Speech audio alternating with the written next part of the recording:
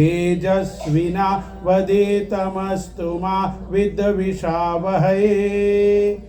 ओम शांति शांति शांति। हरि ओम श्री गुरुभ्यो नमः। हरि ओम। ओम शुक्लां ब्रह्म विचार सार परमा आद्यां जगत व्यापिनीं वीणा पुस्तकधारिणीं अभयदां जाड्यान्धकारापहां हस्ते स्फाटिकमालिकां विदधतीं पद्मासने संस्थितां वन्दे तां परमेश्वरीं भगवतीं बुद्धिप्रदां शारदां बुद्धिप्रदां शारदां। ॐ सच्चिदानन्दरूपाय विश्व उत्पत्तिहेतवे त्रापत्रय विनाशाय श्रीकृष्णं वयं नमः। श्रीकृष्णं वयं नमः। द्वारिकाधीश की जय।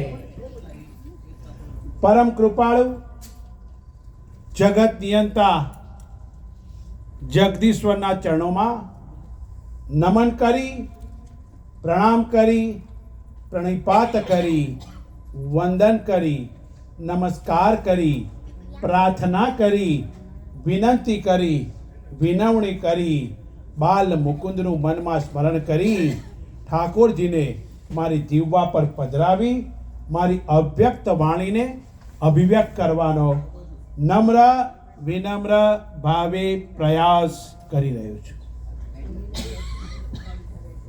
આપણે સૌ પવિત્ર શ્રાવણ મહિનામાં ભજ ગોવિંદમ વિષય પર ચર્ચા વિચારણા મંથન મનોમંથન વિચાર કરી રહ્યા છે। માનવીના જીવનમાં બધી જ વસ્તુ છે। પરમાત્માએ જન્મ પૂર્વે પવન પાણી ધરતી અનાજ સર્વ વસ્તુનું સર્જન કરી ચૂક્યા છે। માણસના જીવનમાં બધી જ વસ્તુ છે, છતાં પણ સંતોષ આવતો નથી। સંતોષ આવો એક વાત છે, સમૃદ્ધ હોવું બીજી વાત છે, અને જીવનમાં શાંતિ પ્રશાંતિ આવી બીજી વાત છે। ઘણીવાર કંઈ જ ના હોય છતાં પણ શાંતિની અનુભૂતિ થતી હોય છે, અને બધું જ હોય, 5-5 10-10 ગાડીઓ હોય છતાં પણ વ્યક્તિ ઉદાસ રહેતો હોય છે। એનું કારણ એને પોતાને શોધવાનું હોય। અને એટલા જ માટે બહુ સરસ રીતે આપણને સમજાવે છે, અને ગઈકાલ વિચાર કરી ગયા કેટલી અદ્ભુત વાત શાસ્ત્ર કરે છે। યાવત વિત્તો પાર્જન શક્ત, જ્યાં સુધી તમારામાં પૈસા કમાવાની તાકાત છે ને ત્યાં સુધી સગાવાલા આગળ પાછળ ફર્યા કરશે। શરીર ચાલે છે ત્યાં સુધી બધું જ કરશે। શ્લોક કહેજે, યાવત વિત્તો પાર્જન શક્ત તાવન નિજ પરિવારો રક્ત। પરિવાર સગા સમાજ વાલા એ આજુબાજુ ફર્યા કરશે, પણ જે ક્ષણે પશ્ચાત જીવતી જળ દેહે ગયડા થયા, ઘડપણ આવ્યું, પ્રૌઢ અવસ્થા વૃદ્ધાવસ્થાઈ જરાવરસ્તાઈ, ત્યારે વાર્તામ પુચ્છતી કોપની ગેહે, અર્થાત ઘરમાં કોઈ ભાવ પૂછતું નથી।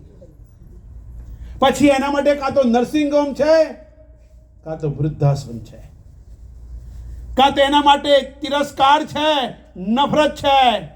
જે મા બાપના ખભે બેસીને છોકરાઓ ભણવા જતા હતા એ જ છોકરાઓ મોટા થઈને ઘરડાઘરનો રસ્તો બતાવે છે।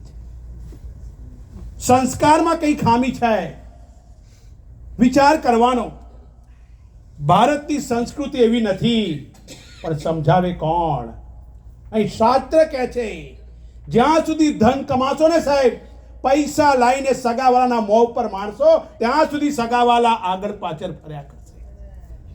જેમ ગોળનું એક ઢેફું પડ્યું હોય અને ગોળનું ઢેફું હોય, માખીઓ આજુબાજુ બળબળે ને, એમ ધન છે ત્યાં સુધી સગાવાલા આજુબાજુ આવશે.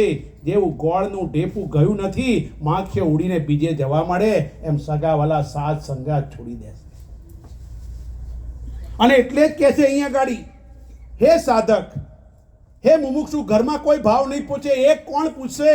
આ દ્વારકાધીશ મંદિર પૂછશે. કોણ તમારો ભાવ પૂછશે? મારો ગોવિંદ પૂછશે. ગોવિંદને ભજ, ગોવિંદને ભજ, ગોવિંદને ભજ. ભજ ગોવિંદમ, ભજ ગોવિંદમ મૂળ મતે. અદ્ભુત સ્તોત્ર છે આ ગોવિંદ ભજ ગોવિંદમ સ્તોત્ર. કેટલી અદ્ભુત વાત કે છે. સાચું કેજો સાહેબ, શરીર ચાલે ત્યાં સુધી બધા સાથ આપે કે નહીં? અલા કે ના તો કહો. શરીર સાથ આપે ત્યાં સુધી બધા જ ગોળ ગોળ ફરશે. અને જે ક્ષણે તમે એમ કહ્યું, તમે ટ્રાય કરી જોજો. તમારા ઘરમાં 50 માણસ મહેમાન આવવાના હોય અને એમાંય તમારા સાસરા પક્ષથી આવવાના હોય, અને ત્યારે જ બેને કહેવાનું, મને છે ને આજે મજા નથી. બસ પછી જો તમારું કોઈ તમને ભાવે પૂછશે નહીં, હુઈ જવા દે, પડી રહેવા દે ને કે. અને એ જ તમે જ્યારે દોડા દોડ કરો ત્યારે લોકો વાહ વાહ કરશે, વાહ વાહ કરશે, વાહ વાહ કરશે. શાસ્ત્ર આપણને સમજાવે છે. અરે દ્રૌપદી પાસે જગતના મહારથી પતિ હતા, એક નહીં. પણ તમને કહું, દ્રૌપદીને કોઈ દિવસ 5 પતિ વાળી ના કહેતા. ખરાબ ભાવથી ના જોશો, કારણ કે દ્રૌપદીએ પ્રાર્થના કરી, હે પ્રભુ, હે ઠાકોરજી, મને દયા, ધર્મ, સાહસિક, રૂપવાન અને સૌથી વધારે જાણનારો વ્યક્તિ આવે. પણ આ 5 વસ્તુ એક વ્યક્તિમાં સંભવ નહોતી. કોઈનામાં દયા હોય, કરુણા હોય તો ધર્મ ના હોય. કોઈનામાં ધર્મ હોય તો દયા ના હોય. કોઈનામાં શક્તિ હોય તો ધર્મ ના હોય. પણ 5 વસ્તુ એક સાથે કોઈનામાં નથી. દયા પણ નહોતી, એનામાં સાહસ પણ નહોતું, ધર્મ પણ નહોતો, રૂપ પણ નહોતું, અને ત્રિકાળ જ્ઞાની પણ નહોતો. સહદેવ ત્રિકાળ જ્ઞાની હતો, નકુલ રૂપવાન હતો, ભીમ સાહસિક હતો, ધર્મરાજ યુધિષ્ઠિર હતા. અને વિચાર કરો કે દયાવાના 5 પતિ, એ 5 ગુણ એક સાથે કોઈનામાં હોઈ શકે નહીં. અને માટે દ્રૌપદીએ જ્યારે પ્રાર્થના કરી ત્યારે ભગવાન એને 5 દયા, કરુણા, સરળતા વાળા 5 પતિ આપ્યા છે. પણ પાંડવો હતા, વિચાર કરો, પાંડવો કેટલા અદ્ભુત હતા કે એની સાથે કૃષ્ણ રહ્યા, કે ધર્મ હતું. અને ગીતાના 18માં તેનો છેલ્લો શ્લોક, યત્ર ધનુર્ધરો પાર્થઃ તત્ર વિજયો ભવેત. આહા, ત્યાં કૃષ્ણ પરમાત્મા છે. અને 100 કૌરવો હતા. એક છોકરો હોવો જોઈએ, ગમે તેવું થાય, મા બાપની સેવા કરવા વાળો. એક પુત્ર કો પાકર, એક પુત્ર को पाकर श्रवण की माँ मुस्कुराती है, एक पुत्र को पाकर श्रवण की माँ मुस्कुराती है, 100 पुत्रों को पाकर भी गांधारी आंसू बहाती है. 100 છોકરા હતા છતાં ગાંધારી રડે છે.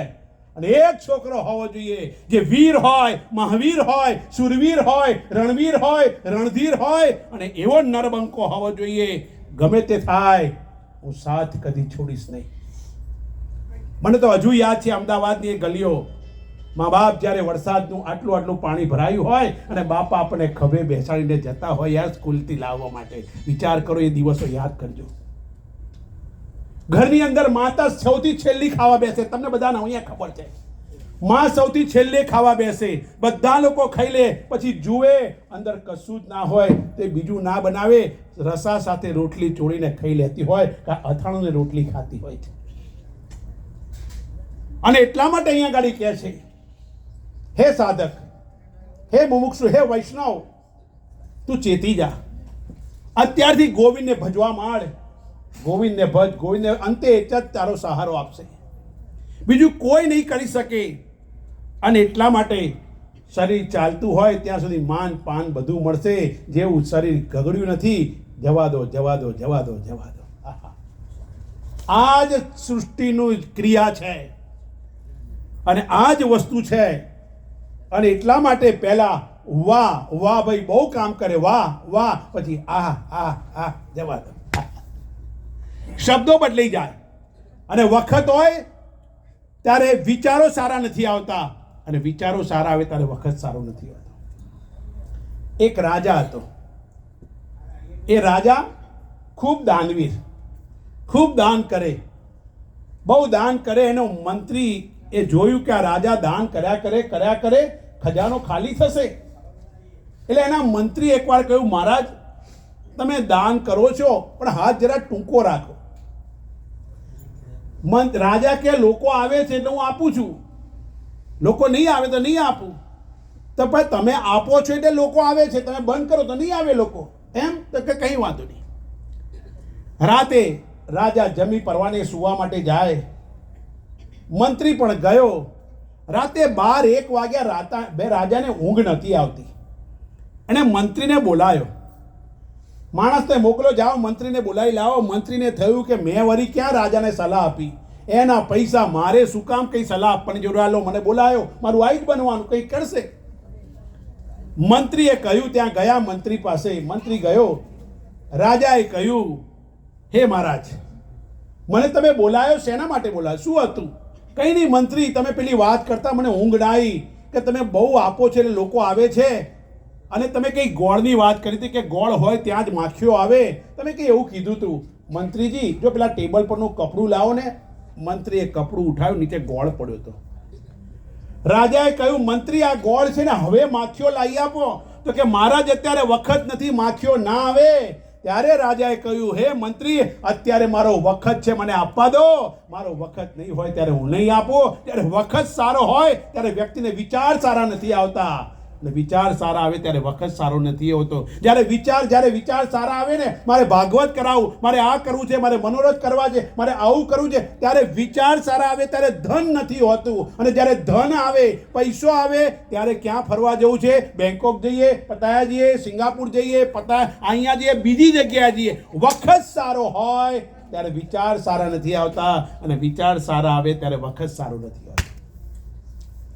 અહીં શાસ્ત્ર આપણને ચેતવણી આપે છે, સાહેબ ચેતી જાઓ. ઘણા લોકો એમ કે આ તો બધું ગયડાઓનું કામ છે, અમારું કામ નહીં. હે ને, તમે સાંભળતા હશો ગયડા લોકોનું કામ, અમે તો યુવાન છીએ. અલા ક્યારે ડબ દઈને હેઠો પડીશ, કોરોનામાં બધાને ખબર પડી ગઈ. ગયડા ગાડા વાળે હો સાહેબ, જોજો તમને કીધું, જે ઘરમાં ગયડા હોય ને એ ગાડા વાળે. ગયડા હોય ને તમે કોઈ દિવસ એને નિગ્લેક્ટ ના કરતા. સમજી લેજો, તમારા ઘરમાં ઘરડા લોકો હોય તો ગાડા વાળશે. તમને પેલું દ્રષ્ટાંત ખબર છે, હું માત્ર યાદ કરાવું. એક ગામમાં લગ્ન થયા, છોકરીને જોવા માટે આવ્યા. છે. છોકરીને જોવા આવતાની સાથે બધાએ નક્કી કર્યું, ચલો બસ તે ગોળ દાણા ખાઈ લીધા, બધું સારું છે, છોકરી સારી છે, બધાને ગમી ગયું. હવે લગ્નની તારીખ લેવા આવ્યા. છોકરીના બાપા આવ્યા લગ્નની તારીખ, એને કહ્યું, જો ભાઈ લગ્ન કરીશું પણ અમારી એક શરત છે, જાનમાં એક પણ ઘરડો માણસ જોઈએ નહીં. શું મામા? જાનમાં એક પણ ઘરડો માણસ ના જોઈએ. ઘરડા ગાડા વાળે જો આ કહેવતો છે. હું કોઈ દિવસ કહેવત ઉપર પ્રવચન કરી દે, ન બોલવામાં 9 ગુણ ને બોલે એના બોર વેચાય, 2 કહેવત છે. તો એ ઘરડા હતા, કહી દીધું ઘરડા નહીં આવે. બધાએ વિચાર કર્યો, છોકરાના બાપાએ બધાએ કે ભાઈ જવા દો, નહીં જઈએ, ઘરડા નહીં લઈ જઈએ, માળ આ ડાળે વળગ્યો છે, પાછું છૂટું થઈ જશે, ઉપાધિ થશે. બધાએ કીધું ચલો નહીં આવે. જો ઘરડો એક માણસ જાનમાં આવ્યો ને, તમે જાન પાછી કાઢીશું, તો કે કંઈ વાંધો નહીં. બધા ગયા. જે છોકરાનો મામો કે મને લઈ જાઓ, ઉપાધિ થશે. ના, તમે ઘરડા છો, ના પાડી દે, માંડ તમે ભાણિયાનું ખરાબ ઈચ્છો છો, ના લઈ જવાય તમને, તમે લઈ જાઓ, મને હું સાચું કહું છું. ના પાડી, પણ પેલા મામા જીદે ચડ્યા, એટલે મામાને ગમે તેમ કરી હંતાડીને જાનમાં લઈ ગયા. હવે જાનમાં ગયા, બધા જાનમાં ગયા, ત્યાં પહોંચ્યા ગામડે, ને કન્યાના બાપાએ બધાનું સ્વાગત કરીને પછી લગ્નની જ્યારે જેવી કન્યા પધરાવવાની વાત, ત્યાં બીજી શરત મૂકી કે ભાઈ જો તમને એક વસ્તુ કહું, તમારે લગ્ન કરીશું અમે, એની ના નહીં, પણ અમારી બીજી શરત છે. તો કે શું? જાનમાં બધું જોયું, કોઈ ઘેડો નથી. બીજી શરત શું છે? તો કે બીજી શરત છે, તમે જે આયા ને એ અમારા ગામની નદીમાં પાણી હતું ને, હવે એ નદીમાં પાણી કાઢીને તમે દૂધથી નદી ભરી આપો તો અમે અમારી દીકરી પરણાવીશું. લોકો વિચાર કરે કે આટલા લીટર દૂધ જોઈએ, પાણી મોટરો લાવીએ, આમ લાવીએ, તેમ લાવીએ. બધા કહેલા પણ કેટલા દાડા થાય પાણી ખાલી કરતા, અને આ તો વહેતું પાણી છે, ક્યાંથી ખાલી કરાય, આમ તેમ. બહુ લોકો વિચાર કર્યા કે હવે શું કરીએ, આ તો દૂધથી ભરાવાની છે ને નદી, ચલો આને પાછો લઈ જઈએ. જાન ભાઈ અમે નહીં ભરી શકીએ. જાન પાછી જાય તો કે હવે મામાને કાઢો યાર, આ મામો છે અંદર બેઠેલા, એમને કાઢો, ચલો જાન તો અમે જ જવાની પાજી. તો મામા કેલા શું થયું? તો કે કન્યાના બાપાએ બીજી શરત મૂકી. કે કઈ શરત? તો કે બીજી શરત એ મૂકી કે અમારા ગામની નદી દૂધેથી ભરી આપો. તો મામા કે એમાં શું વાત છે, ભરી નાખો દૂધથી. અરે મામા કંઈ ખબર પડે ક્યાંથી લઈ આટલું બધું દૂધ? તો કે જાઓ કન્યાના બાપાને કહી દો અમે નદી દૂધથી ભરવા તૈયાર છીએ, પહેલા તમે નદીનું પાણી ખાલી કરી આપો, અમે દૂધ લઈને આવીએ છીએ. સમજી ગયા કે જાનમાં કોઈ ઘરડો માણસ છે, ઘરડા ગાડા વાળે. એમ અહીંયા પણ તમારા ઘરમાં હોય તો સાચવજો મારા વાલા. શરૂઆતમાં તમે કરશો કે બાળકો છે, ચલો અમે તો યુવાન છીએ, હવે અમારે જરૂર નથી, અને ઇન્ડિયાથી મા બાપે માત્ર છોકરાને હાચવવા માટે જ બોલાવે. માફ કરજો મને, દ્વારકાધીશની સાક્ષીએ કહું છું. ત્યાર તો બાપાને એટલી સરસ ટિકિટ આપે ને બધું બોલાવે પ્રેમથી કે આવો આવો બાપા આવો આવો, ને પછી જેવું કામ પત્યું 4 મહિના પછી એવા ચોણા મારવાની શરૂઆત કરે, પેલા સામાન લેવા ના ઉભા રહે મા બાપ. ગમે તેમ તો મા બાપ છે સાહેબ, બીજી વાર બોલાવશો તો એ આવશે આવશે ને આવશે. અહીંયા ચોખ્ખું કહે છે શાસ્ત્ર, શાસ્ત્ર સ્પષ્ટ કહે છે જ્યાં સુધી ધન કમાવાની ઈચ્છા છે ને, એટલે જ આપણા ગઈડિયા છે ને બધું છોકરાઓના નામે નતા કરતા. એમને ખબર હતી કે દગો કરશે છોકરાઓ, પોતાના લોહી પર વિશ્વાસ નથી. આ શાસ્ત્ર તો આ 2500 વર્ષ પહેલા મંત્ર લખાયો છે.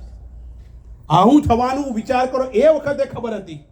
અને એમણે લખ્યું છે જ્યાં સુધી ધન કમાવાની શક્તિ છે ત્યાં સુધી જ પોતાના પરિવાર કે કુટુંબીજનોમાં પરિવાર આસક્ત રહે છે. અર્થાત કમાવાનું બંધ થાય, દેહ જ્યારે જર્જરિત થાય, વૃદ્ધ થાય, જીવતું હોય ત્યારે ઘરમાં કોઈ ખબર અંતર પૂછતું નથી. ઘણીવાર ઘરમાં અમે જઈએ, કોઈ દાદા બેઠા હોય, ડોરબેલ વાગે, કોણ છે? હવે બહેરોને તમારું શું કામ છે, કોણ છે કોણ છે કરો છો, તરત એમ છણકો કરશે બહુ. મને એમ થાય કે એને પૂછે તો કોને યાર, પણ આપણને એનામાં વિશ્વાસ નથી. કારણ કે એ જાણે એવું અમર પાટોલિયા કે ગયડો થવાનો જ નથી. અલા તું ગયડો થઈશ ને ત્યારે તને 10 ગણું દુઃખ પડશે. કારણ કે મા બાપની આશીષ હું કાયમ માટે કહું છું સાહેબ, તમારા મા બાપ જીવતા હોય ને, તમારા મા બાપ જીવતા હોય છો, ઇન્ડિયામાં હોય, તમારું કોઈ પણ કામ અટકે ને, પ્રાર્થના કરજો સાહેબ તમારું કામ પૂરું થશે. એમને ઋષિમુનિએ માતૃદેવો ભવ પહેલું નથી આપ્યું, પિતૃદેવો ભવ પહેલું નથી આપ્યું. અને એટલા જ માટે મા બાપને પહેલું સ્થાન આપ્યું છે. તમારા માતા હયાત ના હોય એના ફોટા આગળ વિનંતી કરજો. હું નિષ્ઠાપૂર્વક કહું છું, આ દ્વારકાધીશ સાક્ષી છે મારો, તમારું કામ અટકેલું પૂરું થશે. ગ્રીન કાર્ડમાં અટકેલું હશે, મા બાપના ચરણોમાં જઈને પ્રાર્થના કરો, 100% કામ પૂરું થશે. સાહેબ ભગવાન કૃષ્ણ જેવા કૃષ્ણ પર અવતરવા માટે માનું શરીર જોઈતું હતું. અને રૂકમણી પૂછે છે કે તમારું ઓશીકું ભીનું કેમ છે ઠાકોરજી? ત્યારે કહેજે મને મારી માતા યાદ આવે છે. અને જ્યારે ત્યાં આગળ દ્વારિકામાં ભાણામાં છાસ આવી ત્યારે ઠાકોરજીએ કહ્યું મારા ભાણામાં છાસ ના મૂકશો, મારી મા યશોદા મને યાદ આવે છે. સાહેબ મારો વાલો સાંભળ્યો પણ માને યાદ કરીને રડતો હતો. અને ઋણ ચૂકવવા માટે સાંદીપની ત્યાં ઋષિને ત્યાં સાંદીપની ઋષિના પુત્રને પાછો લાવી આપ્યો છે, માત્ર માતાની માંગણી માટે. કૃષ્ણએ દક્ષિણામાં લાવી આપ્યા છે. અને એટલા માટે અહીંયા આગળ બહુ સ્પષ્ટ સમજવાનું, અહીંયા શરીર ચાલે છે ત્યાં સુધી બધા જ લોકો આપણને કહે છે સાચો સગો મારો સાંભળ્યો અને વિચાર કરવાનો. એટલે જ અહીંયા બહુ સ્પષ્ટ કીધું. અને હવે વિચાર કરવાનો આગળના શ્લોકમાં એનાથી અદ્ભુત વાત કરે છે. એનાથી અદ્ભુત આદિ શંકરાચાર્યજી કહે છે ને, ધન કમાવાની લાલસા ક્યાં સુધી હોય? જ્યાં સુધી માનવીનું, સાંભળજો, જ્યાં સુધી માનવીનું નિધન થતું નથી ત્યાં સુધી ધનની લાલસા ઓછી થતી નથી. નિધન થઈ જાય ત્યાં સુધી ચલાયા કરે. પરમાત્માનું નામ, તમે તો નસીબદાર છો ક્યાં દ્વારકાધીશ જેવી હવેલી છે, છતાં પણ આપણે અઠવાડિયામાં 1 દાડો આવીએ છીએ. એટલે રોજ આવો ને યાર. મુસલમાન ગમે એવા છે પણ દર શુક્રવારની નમાજ અદા કરશે સાહેબ, તમે જોજો. ક્રિશ્ચન લોકો પણ 9 થી 2 દર રવિવારે 2 વાગે, એમનું 2 વર્ષનું છોકરું હશે તો બી 9 થી 2 વાગ્યા સુધી ગમે તેવા કામમાં હોય, ચર્ચમાં જવાનું. આપણા દીકરાઓને આપણે લઈ જઈએ છીએ ખરા? સ્વામીજી સવારે અમે 6 વાગે નોકરી કરવા જવાનું હોય, 6 વાગે નીકળવાનું. એટલે મોહનલાલ થોડો વહેલો નીકળ, આયા પછી તો આય દર્શન કરવા. પછી બધું કામ થઈ જાય, બધું કામ અટકે, એટલે પછી ઠાકોરજી મારું પેલો કે તું સમયસર આવતો હતો. સેવા, પૂજા, આરાધના આપણા ગઈડિયાઓનું કેમ ચાલતું હતું? તમે આવો સાહેબ, હિન્દુસ્તાનમાં હું જે એરિયામાં રહું છું, મેં અમદાવાદમાં અનાજ વાયું હોય ત્યારે ખેડૂત આમ ઉપર જુએ, હે પ્રભુ વરસાદ લાવો, હે પરમાત્મા વરસાદ લાવો, મેં અનાજ નથી વાવ્યું, મારી દીકરીના સ્વપ્ન વાયા છે. કારણ કે ખેડૂતનું અનાજ સારું થાય ને તો એની દીકરીના લગ્ન સારા થઈ શકે. બહુ સ્પષ્ટ સમજવાનું. એટલા માટે અહીંયા ગાડી કહે છે બધા તમને સાથ છોડી દેશે સાહેબ, સંત સાથ નહીં છોડે તમારો. જિંદગીમાં ક્યારેય નહીં છોડે, પણ તમને એનામાં સંપૂર્ણ વિશ્વાસ હોવો જોઈએ, નિષ્ઠા હોવી જોઈએ, શ્રદ્ધા હોવી જોઈએ, વિશ્વાસ હોવો જોઈએ. એક આસ એક વિશ્વાસ, એક ભરોસો એક બલ, એક આસ વિશ્વાસ. તુલસીદાસજી રામચરિત માનસમાં લખે છે. વિશ્વાસ હોવો જોઈએ, દ્રઢ વિશ્વાસ. સાહેબ, સીતા માતાનું જ્યારે શરીર શાંત કર્યું ધરતીમાં, તમે વિચાર કરો, રાજ પરિવાર હતો સામે, અયોધ્યાની ગાદી હતી, પણ એને લવ કુશને પોતાના બાળકોને વાસિષ્ઠ મુનિના હાથમાં સોંપ્યા છે. રાજવી પરિવારમાં નહીં. અને વિશ્વાસ હતો કે મારા બાળકોને સાચો છે રાજવી પરિવાર, નહીં પણ સંતો સાચો છે. કયાધુ ભાગવતનો પ્રસંગ તમને ખબર છે કે નહીં? કયાધુ કોણ હતી? હિરણ્ય કશ્યપુની પત્ની. એ કયાધુને સાચવવા માટે વિચાર કરો, એ પ્રેગ્નન્ટ હતી અને પહેલાદનો જન્મ થવાનો હતો. કયાધુએ ક્યાં કીધું મારે ક્યાંય નથી જવું.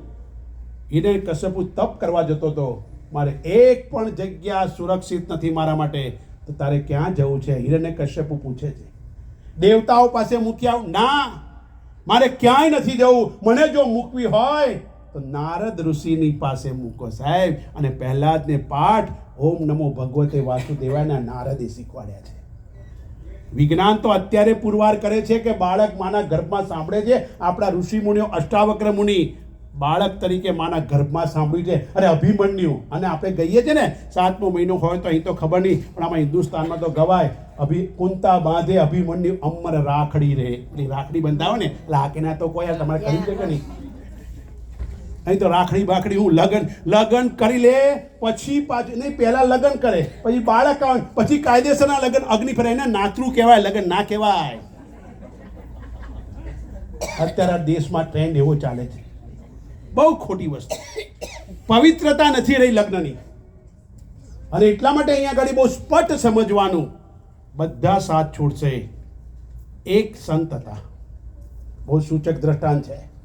એક સંત હતા, ભિક્ષા માંગવા નીકળે, ભવતુ ભિક્ષામ દેહી. અને એ નગરમાં એક સ્વરૂપવાન નર્તકી રહેતી હતી, બહુ જ સ્વરૂપવાન. લોકો એના ત્યાં નૃત્ય જોવા જાય, પૈસા ઉડાવે નબીરાઓ. અને સંત ત્યાંથી નીકળ્યા, યુવાન શરીર, એકદમ બળવાન. પેલી સ્ત્રીએ જોયું ઉપરથી જોયું અને એને લાગ્યું કે અદ્ભુત વસ્તુ છે. સ્ત્રીએ જોયું કે આ યુવાન છે, શરીરે સુદૃઢ છે, મજબૂત છે. એણે વાત કરી, બધી જ વાત કરી. જીવનમાં બધા સાથ છોડશે, પણ સંત સાથ નહીં છોડે. તો પેલી સ્ત્રીએ નક્કી કર્યું કે પેલો યુવાન સાધુ છે ને બોલાયો, હે ઉપર આવ. મહેલ હતો, બહુ મોટો મહેલ. એણે કીધું ઉપર આવ. પેલો સંત કહે છે, જોયું ઉપર, ભિક્ષા માંગવા નીકળ્યો છે, ના હું નહીં આવું. અરે હું આમંત્રણ આપું છું, તું આવ. કેટલાય લોકો આ દરવાજે આવવા માટે તરસે છે, હું જેને ચાહું એને ઉપર આવવા દઉં છું, તું આવ. પેલો સંત કહે છે, હું આવીશ, તારા આમંત્રણ છે, હું માન આપીશ, આવીશ, પણ અત્યારે નહીં. સંતે કહ્યું, પેલી નર્તકી છે, વારાંગના છે, એણે કહ્યું, હું આવીશ ખરો, તારું આમંત્રણ છે, 100% આવીશ. આવું જ્યારે કહ્યું અને આગળ વધ્યો. થોડા વર્ષો વીતી ગયા. પેલી નર્તકીને કુષ્ઠ રોગ થયો, રક્તપિત્ત. તમને ખબર છે, ગંધ મારે, પાણી એમાંથી નીકળે. રક્તપિત્ત રોગ થયો. ગામમાં ખબર પડી ગામના લોકો એને ત્યાં જતા હતા નૃત્ય જોવા, પૈસા ઉડાડે. એ લોકો ભેગા થયા, હવે આને કાઢો કાઢો કાઢો, આ તો ચેપી રોગ છે, શું થશે? આને કાઢો, ગામમાં રોગ ફેલાશે, લોકો મૃત્યુ પામશે, આને કાઢો.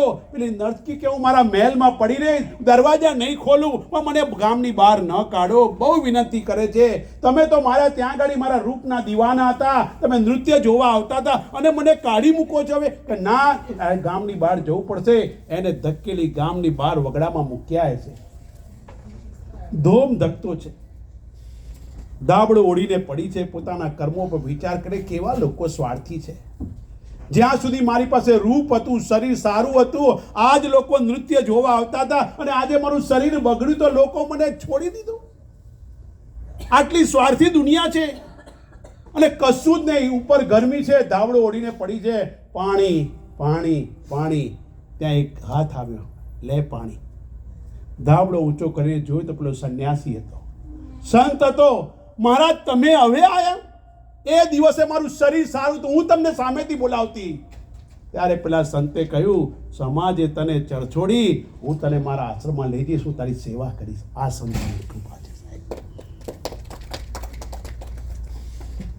ક્યારેય નહીં છોડે, પણ વિશ્વાસ રાખવાનો, શ્રદ્ધા રાખવાની. આખી દુનિયા દગો આપશે, ક્યારે સંત દગો નહીં આપે. અને એટલા જ માટે આ શાસ્ત્ર આપણને સમજાવે છે, પૈસો હશે ત્યાં સુધી પરિવાર સાથ આપશે. એનાથી આગળ વાત શ્લોકમાં શંકરાચાર્યજી લખે છે,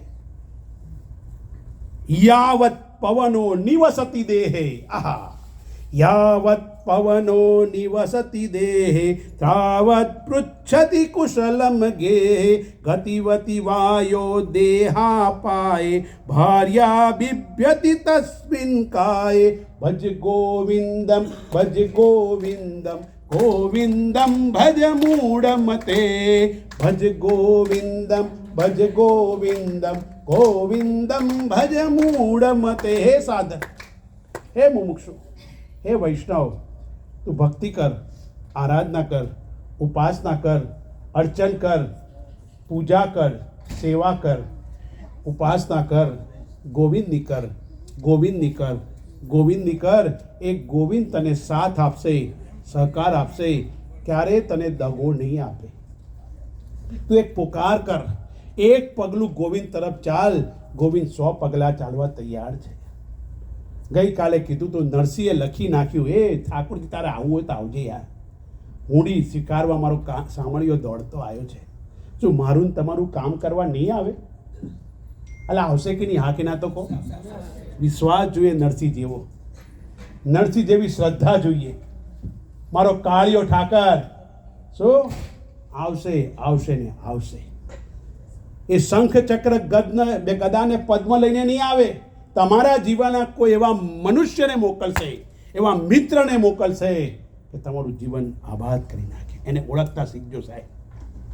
ઘણીવાર આપણે વિચાર કરીએ કે આપણા મનમાં ચાલતું તે આઈ મદદ કરીને જતો રહ્યો, સમજી લેજો એ પરમાત્મા છે, ઓળખી શકાય તો ઓળખી લેજો. ચમત્કારમાં ના માનતા. હું ચમત્કારમાં માનતો નહીં. તમને ના આપણું માથે હાથ મૂકવાથી, ધબ્બા ખાવાથી કલ્યાણ નહીં થાય.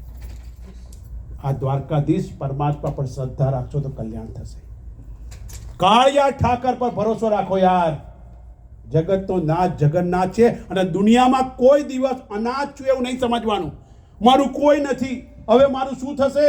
અલા જગતનો નાથ જગન્નાથ તારા માથા ઉપર બેઠો છે.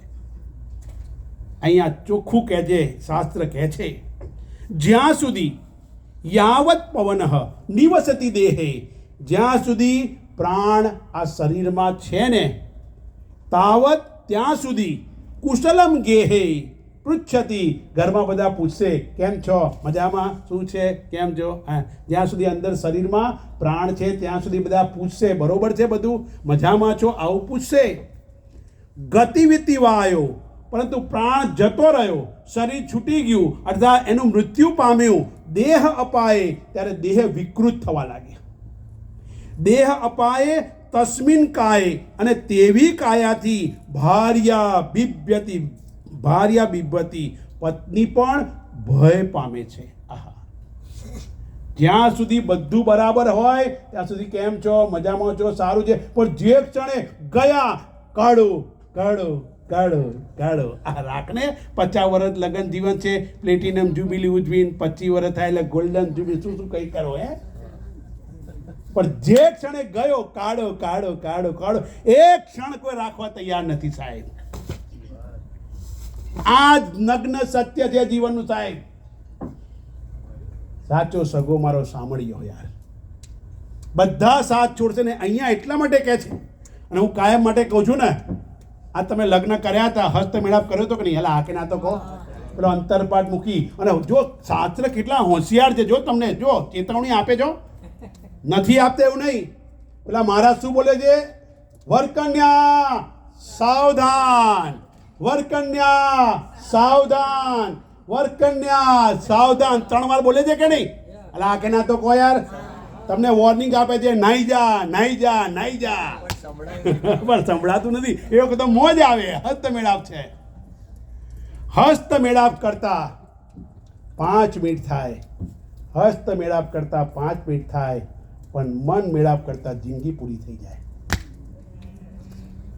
મન મળતા નથી સાહેબ, આખી જિંદગી પૂરી થઈ જાય. પતિ સમજી શકતો નથી પત્નીને, પત્ની સમજી નથી શકતી પતિને. સર્કમસ્ટન્સીસ એવા થઈ જાય ઘણીવાર જીવનમાં, બંને એકબીજાને સમજીને ચાલવાનું. લગ્નમાં તમે પ્રતિજ્ઞા, હું સપ્તપદી ઉપર કોકવાર મારું પ્રવચન સાંભળજો સાહેબ. 7 પગલા, 7 પ્રતિજ્ઞા પત્ની લે છે અને 7 પ્રતિજ્ઞા પતિ લે છે. એકબીજાને વચન આપે છે. સપ્તપદી શું છે કે ફેરા ફરવા માટેનું નથી. પહેલો ધર્મ, અર્થ, કામ અને પરમ પુરુષાર્થ મોક્ષનો ચોથો ફેરો છે. એટલે 4 આશ્રમની વાત કરી છે શાસ્ત્રમાં. અહીંયા ચોખ્ખું કહે છે, જેને મારું મારી મારા માન્યા એ લગ્ન થયા જીવનમાં જે વસ્તુ છે 1 સેકન્ડમાં છોડશે એટલે એનીથી દૂર થવાનો પ્રયાસ કરાશે. અને જીવનમાં જે હંમેશા સાથે હોય ને એને જોડે રાખજો યાર. મારો હું છે, હું કદી મને છોડે છે? એટલે આ કે ના તો કહો. આ ભાઈ કહેશે હું છું, આ કહેશે હું છું, આ કહેશે હું છું, પેલી કહેશે હું છું, પેલા કે હું છું. હું કોમન છે. હું કોઈ દિવસ સાથ કોઈનો છોડતો નથી. હું એટલે જ મારો કાળિયો ઠાકર, એ ક્યારેય સાથ નહીં છોડે. બધા છોડીને જશે પણ હું કદી સાથ છોડતો નથી. પરમ તત્વ જે છે એ કદી સાથ નહીં છોડે. આ પતિ પત્નીના સંબંધો કેવા છે ખબર છે? નદીને નાવ જેવા છે. નદી પાર કરવી હોય તો નાવડી જરૂરી કે નહીં? એટલે કે ના તો કહો. નાવડી જરૂરી, પતિને નાવ જરૂરી, પણ નદી પાર કર્યા પછી નાવડીને વળગી નહીં ફરવાનું, પછી છોડવી પડે અમુક વખતે. અહીંયા ચોખ્ખું કહે છે, નહીં છોડો તો ભગવાન છોડાવશે. અને એટલા માટે અહીંયા ગાડી કહે છે, વર્ષો સાથે રહ્યા, લગ્ન કર્યા, શરીરને મારું માન્યું. 25 વર્ષે silver jubilee, diamond jubilee, platinum, 100 વર્ષે ગોલ્ડન જ્યુબિલી લોકો ઉજવતા હોય છે. પણ એક ક્ષણનો વિચાર નહીં. 50 વર્ષ જોડે રહ્યા, 50 કલાક જોડે રાખવા તૈયાર નથી મૃત્યુ પછી. ધીરે ધીરે ધનંજય નામનો પ્રાણાયામ, આપણી પાસે પ્રાણ, વ્યાન, અપાન, ઉદાન સમાન છે, પણ સાથે ઉપપ્રાણ છે. છીંક આવે, કૃંકલ છે, આંખ ઉઘાડ બંધ થાય, એ પણ એક પ્રાણનું કાર્ય છે. પ્રાણ શરીર ફૂલવા માંડે મૃત્યુ પછી, પાણી ભરાય, એ ધનંજય નામનો પ્રાણ છે. એટલે એનાથી બીક લાગે, હવે જવા દો, હવે જવા દો, હવે જવા દો, હવે જવા દો. એ ચોખ્ખું લખે છે. દેહ વિકૃત થાય એ પહેલા, અને પહેલા સતી પ્રથા હતી. એટલે હતી કે નહીં સતી પ્રથા ખબર? પાછળ જાય, પત્ની એના પતિની પાછળ ચિતામાં બેસે, સતી પ્રથા હતી. અને હવે તો બીજાને સતી કરે તો જાય બીજે, કોઈ સતી ના થાય. પેલા સતી પ્રથા હતી, એવો મેળાપ હતો. એવી વાતો શાસ્ત્રમાં આપણે જોઈ છે. હવે તો સતી પ્રથા પણ બંધ થવા લાગી. અને એટલા માટે જ્યાં સુધી દેહમાં પ્રાણ છે ત્યાં સુધી વ્યવહાર છે.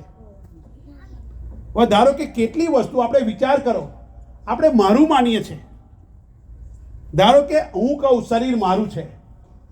શું નામ ભાઈ તમારું? રશેશભાઈ. હવે આ રશેશભાઈ કહે એમ કે શરીર મારું છે. જો સાંભળજો, એના માલિક કેટલા થાય.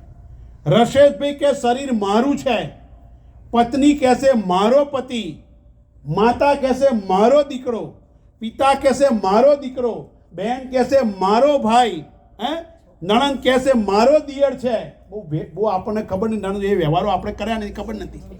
પણ નણંદ કહેશે મારો દિયર, ભાઈ કહેશે મારો ભાઈ, નેતા કહેશે મારો વોટર, કામ કરતો હોય ત્યાં કહેશે મારો ક્લાર્ક છે. હવે એના માલિક કેટલા થયા? એના માલિક કેટલા થયા?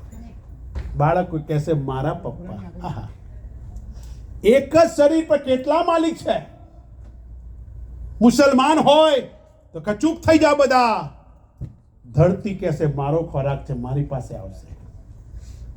હિન્દુ હોય, અગ્નિ કહેશે મારો ખોરાક છે, મારી પાસે આવશે. માલિક કેટલા થયા? અને હું સમજુ શરીર મારું છે. ખરેખર તો શરીર કોનું છે?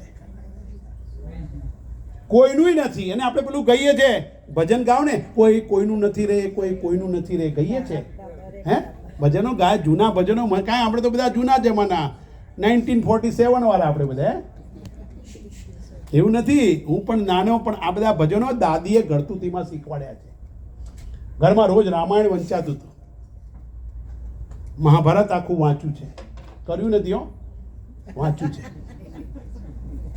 શાસ્ત્રોનો અભ્યાસ, સંતો. અમારે એક જ રિવાજ હતો, અમારા દાદા આ કપડાવાળા જુએ અને પૂછે નહીં ક્યાંથી આવ્યા છે, પકડીને લઈ આવે ઘરમાં જમણવાર કરવાનું, જમવાનું. એ પછી ચાલ્યું. એમને એમ નથી મળતું બધું યાર. કૂવામાં હોય તો હવાડામાં આવે.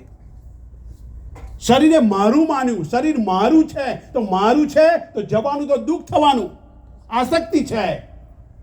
દરકાર રસેશભાઈની ગાડી બહાર પડી હોય, મર્સિડીઝ નવી નક્કો લાયા હોય, લેટેસ્ટ મોડલની ગાડી લઈને આયા, કોઈએ કહ્યું રસેશભાઈ તમારી ગાડીને કોઈ અથડાવી, મારી ગાડી. રસેશભાઈ દોડતા ગયા, અરે થોડે ગયા, ભાઈ તમારી નથી બીજાની છે. બીજાની તો જવા દો, આવી જાઓ પાછા. મારી ગાડીને નુકસાન થાય અને હું કહું છું જાઓ સાહેબ તમારી મર્સિડીઝ આવશે. તમે જે કરતા હોય, વ્યાસપીઠ ઉપરથી બોલું છું. પણ મારી ગાડી તો દુઃખ થશે, પણ ખબર પડી મારી નથી, બીજાની છે. પણ મને એક વસ્તુ જબરજસ્ત, માં તો માં જ છે કા સાહેબ. 1000 છોકરાઓમાં એક જ છોકરું રડતું હોય ને તો બધી માં બહાર ઊભી અને ખબર પડી જાય કે મારો જ રડે છે. એને ખબર પડી જાય. અહીંયા કહે છે પત્ની પણ ડરે છે. દેહમાં પ્રાણ છે ત્યાં સુધી વ્યવહાર યોગ્ય છે, આદર છે, સત્કાર છે, સારા ખોટા સમાચાર છે, શરીર સગું છે, વાલું છે. દેહમાંથી પ્રાણ નીકળી ગયા પછી જે વાલું શરીર હતું એ શબ બન્યું, બિહામણું બન્યું. પ્રિયતમના તે પતિના શબથી ભય લાગે છે. અને એક વસ્તુ તો કહું સાહેબ, ગમે એવો મોટો મહારથી હોય તો શરીર તો બદલવું જ પડશે. જીવનમાં એક વસ્તુ નક્કી કરીને જીવજો, ડરી ડરીને જીવવા કરતા મૃત્યુ આવવાનું છે.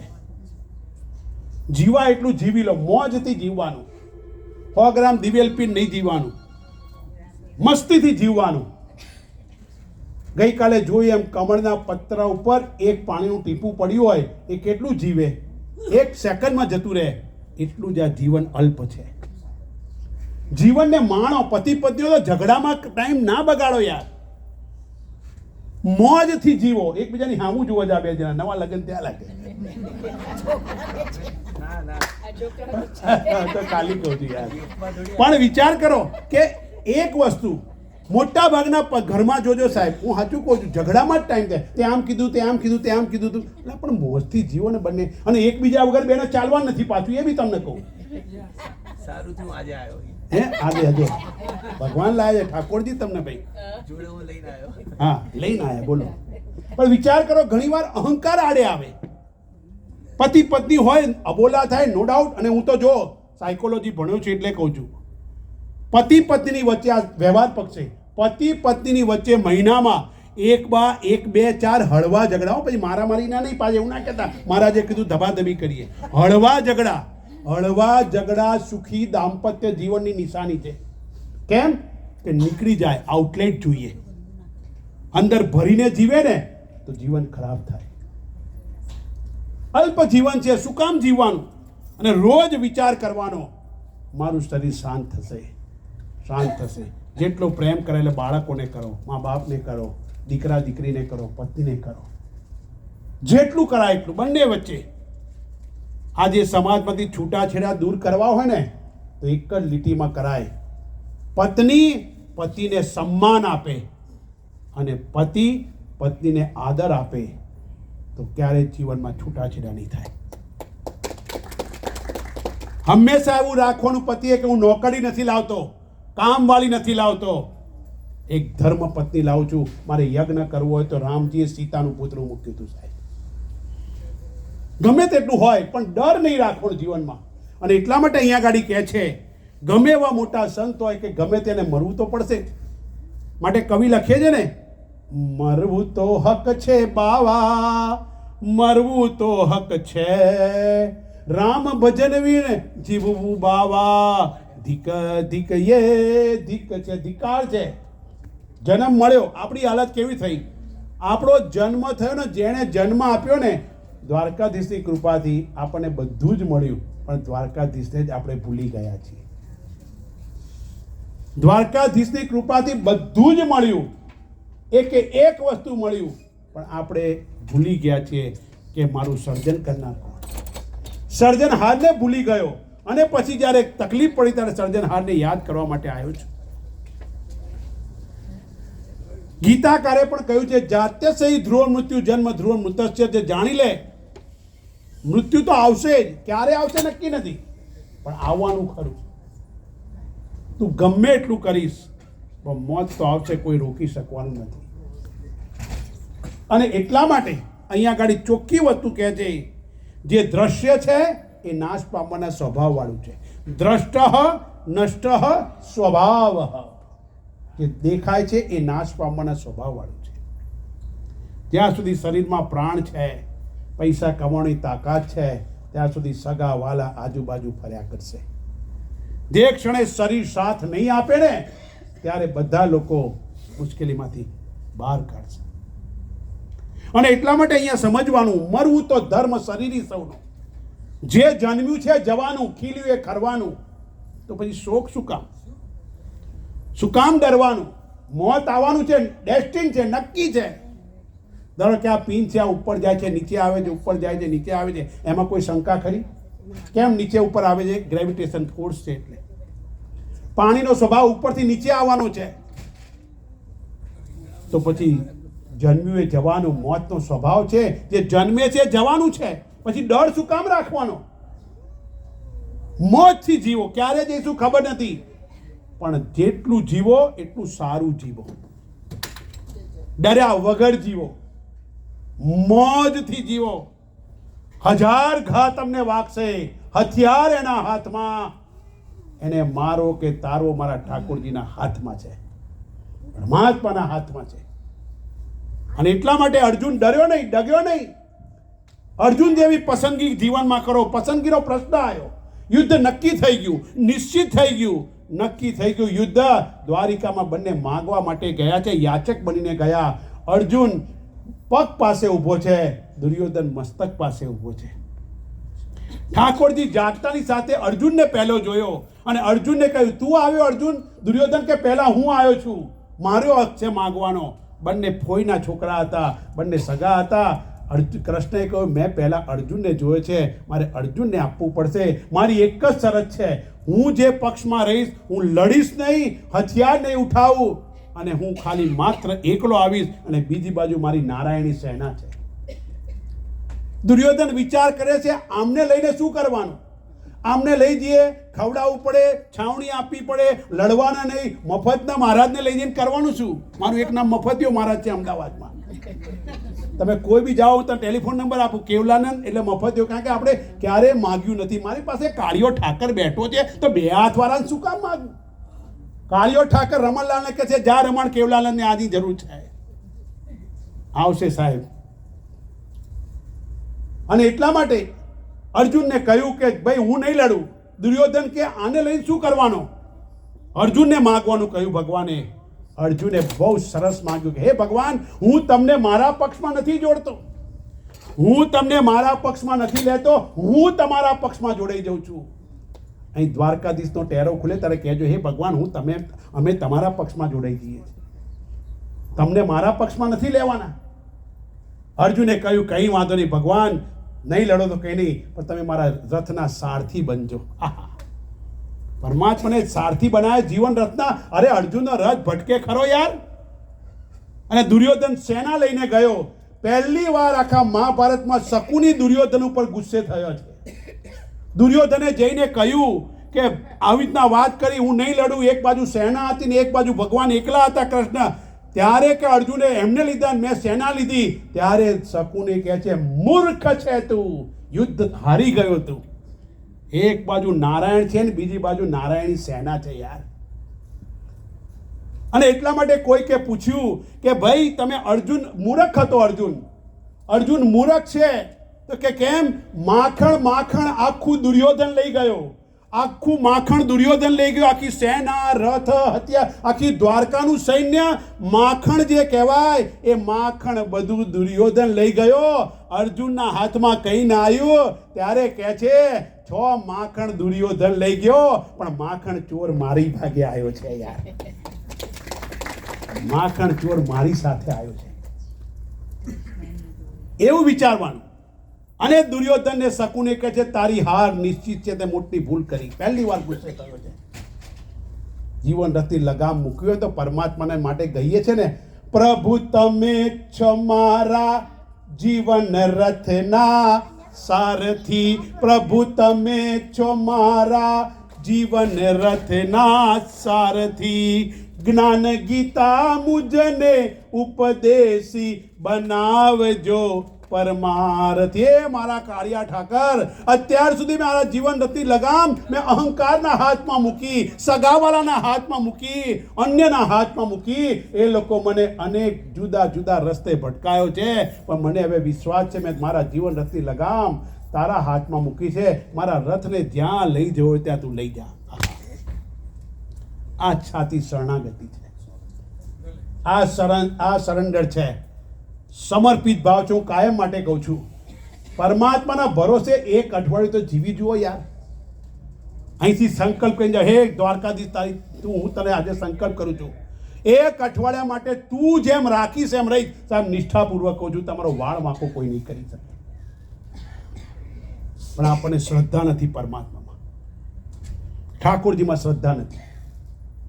અને એટલા માટે અહીંયા ગાડી કહે છે ગમે તે જન્મ્યું જવાનું છે ભાઈ. ડર શેનો? પીર હોય, પૈગંબર હોય કે મોટો મહારથી હોય, એને પણ જવાનું છે. અને એટલા જ માટે અહીંયા ગાડી કહે છે કૃષ્ણએ આ શરીર મેં ધારણ કર્યું છે. મેં કહ્યું એમ રસેશભાઈએ, શરીર કે મારું છે, પત્ની કે મારા, બાળકો કે મારા પિતા, કેટલા એમના માલિક થયા. ખરેખર વિચાર કરવાનો, આ શરીર મેં ધારણ કર્યું છે, હું શરીર નથી. કેવી રીતે? મેં આ ચશ્મા ધારણ કર્યા એટલે હું ચશ્મા નથી. આટલું પકડાય ગયેલા? આ કે ના તો કહો. મેં આ ચશ્મા ધારણ કર્યા માટે હું ચશ્મા નથી. મેં ટોપી ધારણ કરી હોય તો હું ટોપી નથી. કૃષ્ણએ બંસી ધારણ કરી માટે કૃષ્ણને બંસીધર કહેવાય. કૃષ્ણ બંસી નથી. કૃષ્ણની લાકડી છે અહીંયા આગળ આ પંકજભાઈ ધરાવે ઠાકોરજીને, તો કૃષ્ણના હાથમાં છે એમની છડી. કૃષ્ણના હાથમાં છડી છે એટલે કૃષ્ણ છડી નથી. રામના હાથમાં ધનુષ છે, રામ ધનુર્ધારી કહેવાય. રામ ધનુષ્ય નથી. કૃષ્ણ પિતાંબર ધારણ કરે છે, એ પિતાંબર ધારી કહેવાય. કૃષ્ણ પિતાંબર નથી. શિવજીએ ગંગા ધારણ કરી છે, એ ગંગાધર કહેવાય. જટા ધારણ કરી છે, જટાધર કહેવાય. શિવજી ગંગા નથી, જટાધર નથી. એમ મેં શરીર ધારણ કર્યું છે, હું શરીર નથી. આ શરીરની અંદર રહેનારો છું. આ 9 દરવાજા વાળા શહેરની અંદર પેલો મારો વાલો સામળિયો રહે છે. પછી તમે ઠાકોરજી કહો, એને કૃષ્ણ કહો, એને રામ કહો, એને ઘનશ્યામ કહો, એને ગણપતિ કહો. મારો કાળિયો ઠાકર મારી અંદર છે માટે મારી આંખો જોવે છે. પરમાત્મા અંદર બેઠો છે માટે મારું મન વિચાર કરે છે. એ અંદર બેઠો છે માટે મારી આંખે ઓછું દેખાય છે, જાણે છે. મને કાને ઓછું સંભળાય છે, જાણે છે. કોણ? અંદર પેલો બેઠો છે. આજે મારું મન ઉદાસ છે, જાણે છે. કોણ? અંદર પેલો બેઠો છે. આજે આજે મારી બુદ્ધિએ નિર્ણય ખોટો લીધો. જાણે છે કોણ? અંદર તો કોક બેઠું છે. હું જ્યારે ભણતો હતો ત્યારે મારી બાજુમાં કોણ બેસતું હતું, મારા ટીચર કોણ હતા એ મને યાદ છે. એ જ બતાવે છે કે આપણી અંદર કોઈ જાણનારો બેઠો છે અને વિચાર કરનારો. મારા મનના આવેગને જાણે છે કોણ? ચલો અત્યારે હું જાગું છું અને હું બોલું છું, તમે સાંભળો છો. પણ જ્યારે સુસુપ્તિ અવસ્થામાં, સાઉન્ડ સ્લીપમાં, ડીપ સ્લીપમાં ઘસાટ ઊંઘી ગયા ત્યારે ત્યાં આનંદની અનુભૂતિ થાય છે. જાણે છે કોણ? અરે મારા સારા ખોટા સ્વપ્નને જાણે છે કોણ? મને આવું સ્વપ્ન આવ્યું. તમે તો ભાઈ સૂતા હતા, ત્યાં કોક તો છે જે સ્વપ્નને જાણે છે અને એ જ જાણવા વાળો એ છે પરમાત્મા. એને પકડી લે, જીવનમાં ભય નહીં રહે. 9 દરવાજા વાળા શહેરમાં રહે છે. હું નથી કહેતો, ગીતાકારે કહ્યું. ગયા વર્ષે આ દ્વારકાધીશ મંદિર પાલીને શ્રાવણ મહિનામાં અધિક મહિનો હતો. 27 દિવસ સુધી, એમાં 17 દિવસ સુધી ગીતાનું પારાયણ અહીંયા કરવામાં આવ્યું. મને કાળિયા ઠાકરે પરમાત્માએ 7 દિવસ હતા, 7ના 14 કર્યા, 14ના 17 કર્યા. ઠાકોરજી કે હું 18 દિવસ બોલું છું. કેવલાનંદ તું 17 દિવસ તો બોલ. 2.5 કલાક આ જ ડાયસ પરથી, જેટલા અહીંયા જૂના છે લોકોને ખબર છે. આખી ભગવદ્ ગીતાને ગોપી ગીત 9 દિવસ કર્યું સાહેબ. આપણે 9 દરવાજા વાળા પેલો શહેરમાં રહે છે. 9 દ્વારે પૂરે દેહી નૈવ કુર્વન્ન કારયન. કંઈ કરતો નથી. કયા 9 દરવાજા? 2 આંખના દરવાજા, 2 નાકના દરવાજા, 2 કાનના દરવાજા, એક મોઢાનું દરવાજું. આ દરવાજા છે. મળમૂત્રનું વિસર્જન કરીએ એ 9 દરવાજા. ઉપનિષદની ભાષામાં વાત કરું તો નાભી અને બ્રહ્મરંધ્ર, આ 11 દરવાજા વાળા શહેરમાં પેલો રહે છે. પણ કંઈ કરતો કે કરાવતો નથી. પણ એ છે માટે બધું ચાલે છે. એ છે માટે કેવલાનંદ બોલે છે. એ છે માટે રસેશભાઈ સાંભળે છે. એ છે માટે જગતનો વ્યવહાર ચાલે છે. નહીં કે હું છું માટે બધો વ્યવહાર ચાલે છે. અહંકારથી વ્યક્તિએ મુક્ત થઈ જવાનું છે. ઘણા લોકો કે ઘર હું ચલાવું છું સ્વામીજી. તમારે જાણે ઠીક છે કે તમારે તો ભિક્ષા તૈયાર મળી જાય, પણ આવો ને હું ક્યાં ના પડું છું? જ્યારે હું વર્ષો પહેલા ભીખ માગતો, કંઈ ખાવાય નહોતું આપતું. આવો સાહેબ અત્યારે ખબર પડે. પણ એ છે, મને એનામાં ભરોસો હતો. એને મને 30 વર્ષ થયા, આજ સુધી ભૂખ્યો નથી રાખ્યો. અને એટલા માટે કહે છે કે અંદર છે ઘણા લોકો અમે બધું કરીએ છીએ, અમે બધું કરીએ છીએ. અલા તું કશું કરવા સમર્થ નથી યાર.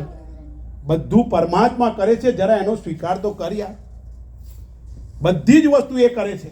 એક વસ્તુ તમારા જીવનનું ચક્ર છે ને, તમે 24 કલાકમાં વિચાર કરજો ઘેર જઈને. આપણી નીચે જો આપણે કીધું બધું હું કરું છું, તો ગાડા નીચે ચાલતા કૂતરા જેવી હાલત છે આપણી. ધોમ ધકતો જતો હોય ને, નીચે એક કૂતરું ચાલતું હોય. ગામડામાં એક ગાડું જતું હોય, બળદ ગાડું, એની નીચે કૂતરું ચાલતું હોય. થોડી વારમાં કૂતરું વિચારે આ ગાડાનો ભાર તો મેં ઉપાડ્યો છે. અલા મોહનલાલ, ત્યાં કંઈ કરવા સમર્થ નથી. શેક્યો પાપડ નહીં સાકી શકે. અને એટલા માટે અહીંયા કહે છે મૃત્યુ થયું. ગમે એટલા વર્ષો જોડે રહ્યા, પણ જેવું મૃત્યુ થયું, કાઢો કાઢો કાઢો. અહીં શંકરાચાર્ય લખે છે પ્રાણ છે ત્યાં સુધી બધા. જો આગલા શ્લોકમાં શું કહ્યું? પૈસા છે ત્યાં સુધી તમારી પાસે તાકાત છે ને, કમાઓ છો ને ત્યાં સુધી ઘરના લોકો પાવ પૂછશે. પણ જે ક્ષણે તમારી કમાવાની શક્તિ ક્ષીણ થઈ ગઈ, કોઈ તમારો ભાવ પૂછવા નથી. ઘરના ખૂણામાં બેહાડી રાખશે. પૈસા હશે તો તમારો ભાવ પૂછાશે, એ તો 56ના ભાગમાં જતા રહેશો. અને એટલા માટે અહીંયા ગાડી કહે છે કૃષ્ણે મોરપીંછ ધારણ કર્યું છે, માટે એ મોરપીંછ ધારી કહેવાય. કૃષ્ણ મોરપીંછ નથી, એમ શરીર મેં ધારણ કર્યું છે. છોડવામાં આનંદ નથી સાહેબ, પકડી રાખવામાં આનંદ નથી. છોડવામાં જે આનંદ છે ને, એ પકડી રાખવામાં નથી. 2 સાધુ હતા, 2 સંતો. એક યુવાન સંત અને એક અનુભવી ઉંમરવાળા. બંને જણા આ બાજુ એમનું ગામ નદી પાર કરીને સામે કિનારે જાય. હોડીમાં સામેનું ગામ થોડું મોટું હતું. ત્યાં એમને કર્મકાંડ કરીને જે 2-4 પૈસા મળે એટલે મોટા ગામમાં જતા. એક દિવસ બંને વચ્ચે ચર્ચા ચાલી. બંને સાધુ વચ્ચે ચર્ચા ચાલી. પેલો યુવાન સાધુ કહે જીવનમાં પૈસો જરૂરી છે. પૈસો હોય તો બધું મળે, પૈસા વગર કંઈ ના ચાલે. પેલા અનુભવી સાધુ કહે બેટા તારી વાત બરોબર છે, પૈસો જરૂરી છે, પણ પૈસો જીવનનું મુખ્ય લક્ષ્ય નથી. પૈસો હોય, પૈસા વગર બધું થાય. પૈસો છોડવો પડે.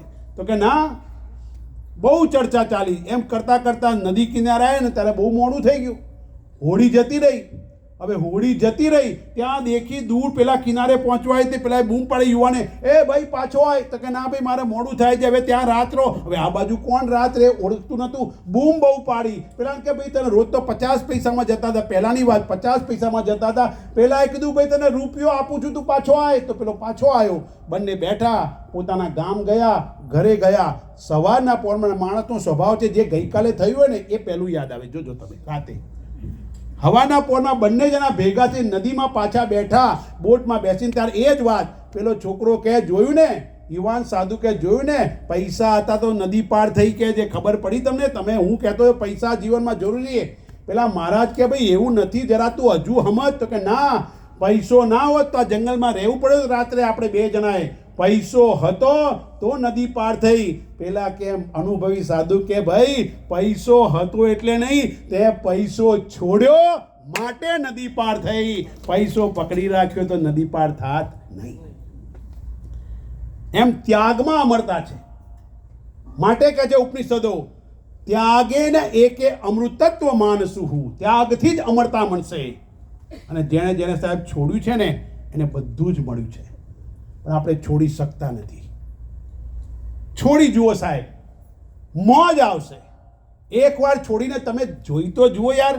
આપણને ચિંતા હોય કે કોણ આપશે ખાવાનું, કોણ શું થશે, શું નહીં, શું નહીં.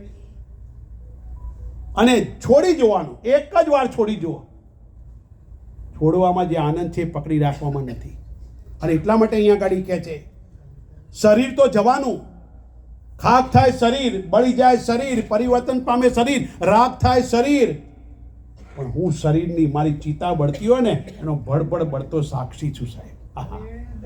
આગ મને અડી શકે નહીં, મોત મને નડી શકે નહીં, અગ્નિ મને સળગાવી શકે નહીં, પવન મને સૂકવી શકે નહીં, પાણી મને ભીંજવી શકે નહીં. ભીંજાય છે શરીર, બળી જાય શરીર, રાગ થાય શરીર, પરિવર્તન પામે શરીર, પણ શરીરની અંદર રહેનારો હું, મને કોઈ બાળી શકતું નથી. ગીતા કરે કહ્યું, નૈનમ છિંદંતિ શસ્ત્રાણી, નૈનમ દહતિ પાવક, ન ક્લેદયંત્યાપહ, ન શોષ્યતિ મારુતઃ.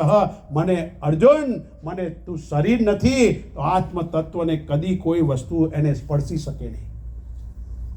અને એટલા માટે અહીંયા ગાડી કહે છે, હું તો મારી ભડભડ બળતી ચિતાનો સાક્ષી છું. હું બળતો નથી, છોડવામાં આનંદ છે. અને જીવનમાં વિચાર કરવાનો શોખ છે એનો. ખરેખર આપણે કહીએ છીએ, કોઈને હું પૂછું તો કે મારી ઉંમર આટલી થઈ, મારી ઉંમર આટલી થઈ, એવું કહીએ છીએ કે નહીં? અલા કે ના તો કહો. ખરેખર બાળકની ઉંમર જાણવા જેવો. આપણા સૌની ઉંમર, આપણા સૌની ઉંમર માના ગર્ભમાં વધે છે, જન્મ્યા પછી તો ઘટતી જાય છે. 1 મહિનો, 2 મહિના, 3, 4, 9 મહિના અંદર બાળકની ઉંમર વધે છે. જન્મ્યા પછી મોહનલાલ 1 વર્ષ, 2 વર્ષ, 100 માંથી ઓછા થાય છે. મોહન, વિચાર કરવાનો, આપણે ખબર નથી પડતી. આપણી ઉંમર જન્મ્યા પછી ઘટે છે, માના ગર્ભમાં ઉંમર વધતી જાય છે, છતાં આપણે માનીએ છીએ. અને એટલા માટે એ વિચાર કરવાનો. ખીલા પિલા કે દેહ બઢાયા, वो भी अगन जलाना है. અહીં શાસ્ત્ર આપણને કહે છે કે હે સાધક, બહુ કર્યું તે, બહુ ફર્યો, આસક્તિ રાખી, રાગ રાખ્યો, મોહ કર્યો, સગાવાલામાં અટવાયો. એ જ આ એ સમાજ છે જે નરસિંહને ફગાવ્યો. આ એ જ સમાજ છે અત્યારે રામ લખન જાનકી કહી અને એના વરઘોડા કાઢે. ક્યાં ગયો તે સમાજ જ્યારે સીતા માતાને રામજીએ છોડ્યા ત્યારે? ક્યાં ગયો એ સમાજ જે મીરાને ઝેર આપી ત્યારે આ જ સમાજ હાજર હતો? ક્યાં ગયો જ્યારે ઈસુ ખ્રિસ્તને ખીલે જડવામાં આવે ત્યારે આ જ સમાજ હતો? મહાવીરના કાનમાં સળિયા ભોંકનારો આ જ સમાજ હતો. મંસૂર જે પરમાત્માનો ભક્ત હતો એને પણ હાથ પગ કાપે છે, એને મૃત્યુને મહોત્સવ બનાવ્યો, એ આ જ સમાજ હતો. એ સમાજ મને તમને છોડવાનો છે યાર? સાચું પ્રમાણપત્ર મારો સાંભળ્યો આપશે. સગાવાલા કે આ રમણલાલ બહુ હોશિયાર છે, આમ છે તેમ છે, ચડાવશે. સગાવાલા ગમે તે કહેશે, લોકો ગમે એવું પ્રમાણપત્ર આપે, પણ સાચું પ્રમાણપત્ર મારો સાંભળ્યો આપશે, પરમાત્મા આપશે. કોઈ વ્યક્તિ મોટું દાન આપીને જાય અને સ્ટેજ ઉપર તાલીઓ પડે કે બહુ તાલીઓ, આ ભાઈએ બહુ મોટું દાન આપ્યું છે, બહુ દાનવીર છે, ભામાશય, એવા એના માટે શબ્દો વાપરે સ્ટેજ ઉપરથી. જેવા બિચારા ગાડીમાં બેસીને ગયા પછી એ જ લોકો કહેશે આખા ગામનું કરીને દાન આપે, એમાં નવાઈ શું છે? આ સમાજ બિચારો દાન આપે અને પાછળથી આ જ વાત થાય, બેક બાઇટ. હું તમને કહું છું સાહેબ, બેક બાઇટ ના કરતા કોઈની પાછળ જિંદગીમાં ક્યારેય પણ કોઈ દિવસ કોઈની પાછળ ના બોલવું. બેક બાઇટ કરશો તો બીજો જન્મ કૂતરાનો આવશે, કારણ કે કૂતરું પાછળથી ભસે. બેક બાઇટ નહીં કરવાનું, જે કહેવું સામે કહી દેવાનું, મોજથી કહેવાનું. શાસ્ત્ર આપણને અભય બનાવે છે, નિર્ભય નહીં. નિર્ભય તો એક જેની પાસે અસામાજિક તત્વો હોય, આટલા બધા આપણે બેઠા છે, અહીંયા કોઈ આવે અને બંદૂક લઈને આપણે ડરી જઈશું, કારણ કે એ અભય નથી, નિર્ભય છે, એની પાસે વેપન છે. પણ સાચી અભયતા કોને કહેવાય? હું કોઈથી ડરીશ નહીં. જ્યારે એમાં છેલ્લા કપડું લઈએ ને, સંન્યાસ આપે ગુરુદેવ અમને, ત્યારે એમ કે હે જગતના જીવો, હું કોઈથી ડરીશ નહીં અને મારાથી કોઈ ડરશે નહીં. એ સાચી અભયતા છે. નિર્ભય નહીં બનવાનું, અભય બનવાનું. કોઈ દિવસ બહેનોએ પણ જીવનમાં એવું નહીં વિચારવાનું કે અમે તો કંઈ કરી શકીએ એમ નથી, અબળા છીએ. અરે ખૂબ લડી મર્દાની વો તો ઝાંસી વાલી રાણી થી યાર. ભારત દેશમાં અનેક સંતો, અનેક મહંતો, અનેક વીરો, અનેક મહાવીરો જન્મ ધારણ કર્યો છે. મને એક વાત યાદ આવી, કયા વગર રહી શકતો નથી. અમેરિકાની બાજુમાં વિયેતનામ, તમને તો ખબર હશે, વિયેતનામ યુદ્ધ થયું હતું. 20 વર્ષ યુદ્ધ ચાલ્યું છે સાહેબ, સત્ય ઘટના. 20 વર્ષ સુધી યુદ્ધ ચાલ્યું વિયેતનામનું. વિયેતનામ જીતી ગયું. એના રાષ્ટ્રપતિ એને પૂછવામાં આવ્યું કે તમે જીત્યા એની પાછળ પ્રેરક બળ કોનું હતું? તેને એક જવાબ આપ્યો, એનું મારું પ્રેરક બળ, અમે જીત્યા એનો મુખ્ય ફાળો હિન્દુસ્તાનના એક રાજા મહારાણા પ્રતાપને જાય છે. અને આપણને જાણીને નવાઈ લાગવી જોઈએ, આપણા જે અહીંયા પૂજારી કે મુખિયાજી છે એ પણ બધા રાજસ્થાનના છે. સુરવીરનું નામ દીધું મારા એક રાજસ્થાને રાજાનું નામ, એ છે મહારાણા પ્રતાપ. મારા જીવનની પ્રેરણા બન્યા હતા. કોણ કે છે? વીએમ નામનો રાષ્ટ્રપતિ. અને વિયેટનામનો રાષ્ટ્રપતિનું મૃત્યુ થયું, એણે એની કબર પર લખાયું છે કે મારા મહારાણા પ્રતાપના શિષ્યની આ કબર છે. એનો રાષ્ટ્રભક્ત રાષ્ટ્રપતિ જ્યારે હિન્દુસ્તાનમાં આવ્યો, આ સત્ય ઘટના, હિન્દુસ્તાનમાં આવ્યો છે ને, ત્યારે એણે કહ્યું, દિલ્હીમાં મહાત્મા ગાંધીની બીજાની સમાધિ જોઈ, એણે કહ્યું મહારાણા પ્રતાપની સમાધિ ક્યાં છે? તો એમણે કહ્યું કે ત્યાં રાજસ્થાનમાં છે. અને રાજસ્થાન ગયા અને રાજસ્થાનમાં જઈને સમાધિની છે ત્યાંની ધૂળને પોતાના મસ્તક પર લગાવી અને ત્યાંની થોડી માટી ભેગી કરી એક કપડામાં ભરી અને બાંધીને લાયા. તો લોકોએ પૂછ્યું કે અહીંની માટી કેમ લઈ જાઓ છો? કે અહીંની માટી એટલા માટે લઈ જાઉં છું, આ માટી અમારા દેશમાં નાખી, અમારા દેશમાં પણ મહારાણા પ્રતાપ જેવો વીરો પેદા થાય, એ માટે હું આ માટી લઈ જાઉં છું. સાહેબ, વિચાર કરવાનો, ભારત વર્ષમાં આવા લોકો રહે છે. શું કામ ડરવાનું? આપણે ભારતવાસી છીએ. આપણા રગોમાં આવા મહાન લોકોના લોહી દોડી રહ્યા છે. પછી મોતની તાકાત મને મારી શું કામ શકે? તમારા જીવનમાં પણ કોઈ આવશે, અહીંયા બહુ સ્પષ્ટ વસ્તુ કહે છે. શું કામ ડરી ડરીને જીવવાનું? અને વોટ કોસ્ટ? તમને જે કંઈ મળ્યું અત્યારે, વોટ કોસ્ટ? તમે વિચાર કરજો, તમે કેટલું ગુમાવ્યું. બહુ પૈસો મળ્યો, બહુ પૈસો મળ્યો, બહુ પૈસો, બહુ મહેનત કરી, બહુ મહેનત કરી. ડૉક્ટરે કહ્યું ભાઈ તમને કોલેસ્ટ્રોલ છે, ઘી ના ખાતા. જ્યારે મોહનલાલ ઘી ખાવાના સમય હતો ત્યારે પૈસા નહોતા અને પૈસો ખૂબ આવ્યો ત્યારે મોહનલાલ ઘી વગરની રોટલી ખાય. કેવું સત્ય છે આ! જો નગ્ન સત્ય સમાજનું. પૈસો હતો નહોતો ત્યારે ખાવાનું હતું, અને ખાવાનું મળ્યું ત્યારે ગળું નહીં ખાવાનું, મોડું નહીં ખાવાનું. હું તો કહું છું, જો મેં તો એક જ સિદ્ધાંત રાખ્યો છે ભાઈ, મારો સિદ્ધાંત બધા ના અપનાવતો ભાઈ. મેં તો એક જ રાખ્યું છે, ખાઈને મરવું કે નહીં ખાઈને મરવું, તો ખાઈને શું કામ ના મરવું? ઉચકનારો તગડો માણસ મર્યો છે એવું તો વિચારે યાર. હે, ખાઈને મરવું, નહીં ખાઈને મરવું, મરવાનું તો છે કે નહીં? આ રીતે મરો, ગમે તે, જે આપણા કર્મ પ્રમાણે જ મળવાનું છે સાહેબ. એટલું કહું તમને. તમારા નસીબમાં રીબાવાનું લખ્યું તો રીબાશો, એમાં કોઈ મીનમેખ નહીં કરી શકે. પણ હસી હસીને જીવો ને. માટે અહીંયા ગાડી કહે છે કે પરમાત્માની કૃપાથી વિચાર કરવાનો. આ સગાવાલા છે, પત્ની પણ પોતાના પતિનું કાળો કાળો કાળો ડરે છે. કેમ? વર્ષો સુધી રહ્યા, કોલ આપ્યા, એકબીજાને કોલ આપ્યા, તારા સુખે સુખી તારા દુઃખે. સપ્તપદીમાં એક આવે છે, હે પતિદેવ, પત્ની કહે છે તમે જે કંઈ લાવશો, જે કમાશો, એમાં અમે કોઈ દિવસ ઉદ્વેગ નહીં કરો. તમારા સુખ દુઃખની હંમેશા સાથી રહીશ. અને હું પતિદેવોને પણ કહું છું, વ્યવહાર પક્ષે તમારા જે કંઈ પણ વ્યવહાર હોય ને, પત્નીને જાણ કરવી. એ તમે અર્ધાંગીની લાવો છો અને બધી જ ખબર હોવી જોઈએ. અમુક લોકો બધું કરે રોકાણ, પણ પત્નીને કશું ના કહે. અને મોહનલાલ ગયો પછી પત્ની બિચારી આંખો મીચીને રડ્યા કરે. એકે એક વસ્તુની બંનેમાં વિશ્વાસ ઉપર આ સંબંધ ટક્યો છે. જો વિશ્વાસ તૂટી જાય તો બધી જ વસ્તુ નકામી છે.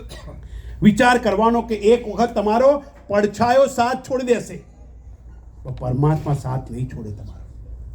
તમારો પડછાયો સાથ છોડી દેશે, પણ પરમાત્મા સાથ નહીં છોડે. અને આ તો માનવી છે, ગમે આરે સાથ છોડશે.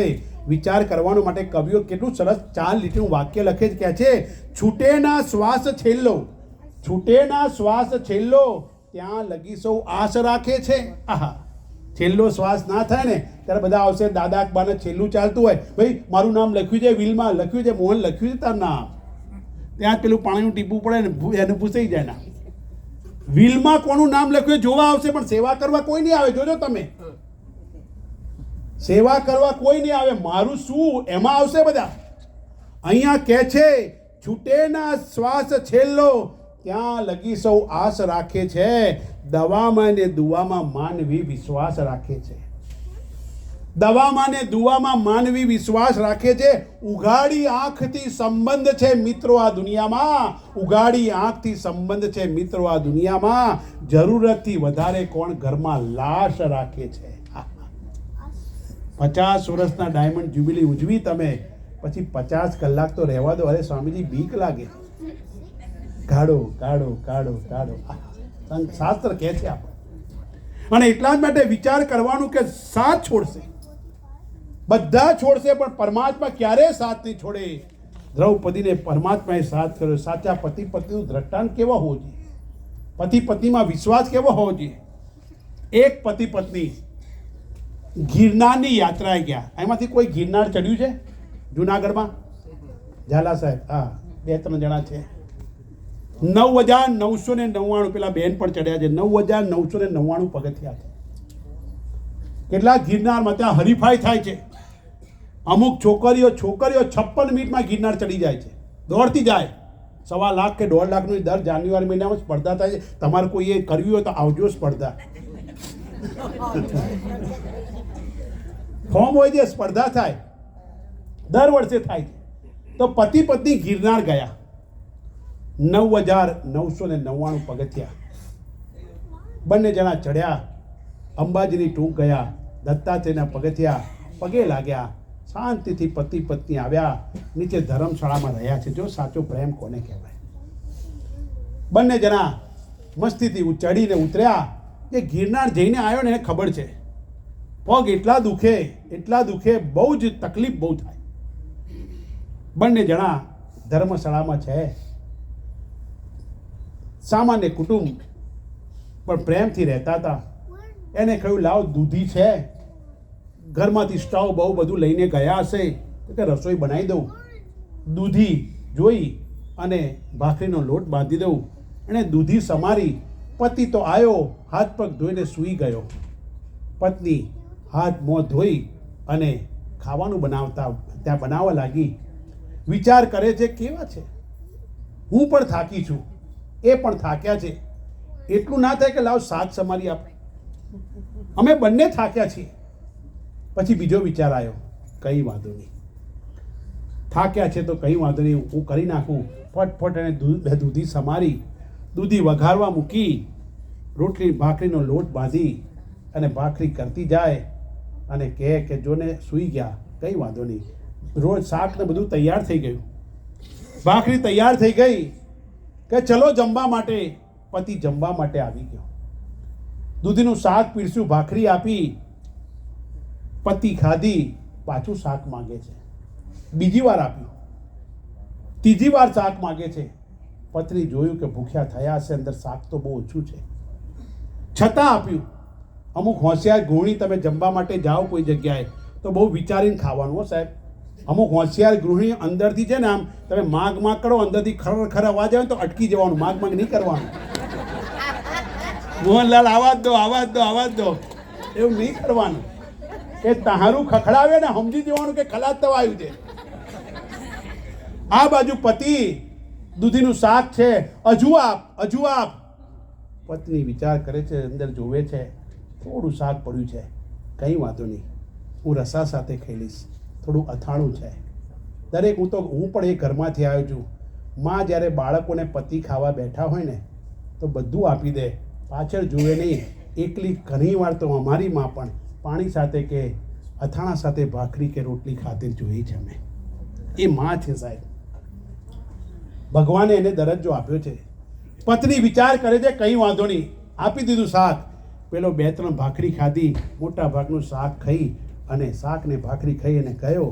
હવે પત્ની ખાવા બેઠી. પત્ની ખાવા બેઠી, 2-4 ફેંડવા પડ્યા છે અંદર, થોડો રસો છે, થાળીમાં લીધું અને ભાખરી લઈ અને પહેલું ફેંડવું ઉઠાયું. પહેલું ફેંડવું ઉઠાવીને મોંમાં મૂક્યું. આટલી કડવી વખ દૂધી. પતિને કે સાંભળો છો, આટલી કડવી દૂધી તમે ખાઈ ગયા, જરા ફરિયાદ ના કરી. ત્યારે પતિ જવાબ આપે છે, પ્રિય, આપણે બંને ગિરનાર ચડીને આવ્યા હતા, તું પણ થાકી હતી, હું પણ થાક્યો હતો, અને આવા વખતે ફરિયાદ કરું અને મને એમ કે તને કડવી દૂધી ન ખાવી પડે એટલા માટે વધારે દૂધી હું ખાઈ ગયો. આ સાહેબ પતિ પત્નીનો પ્રેમ થઈ ગયો.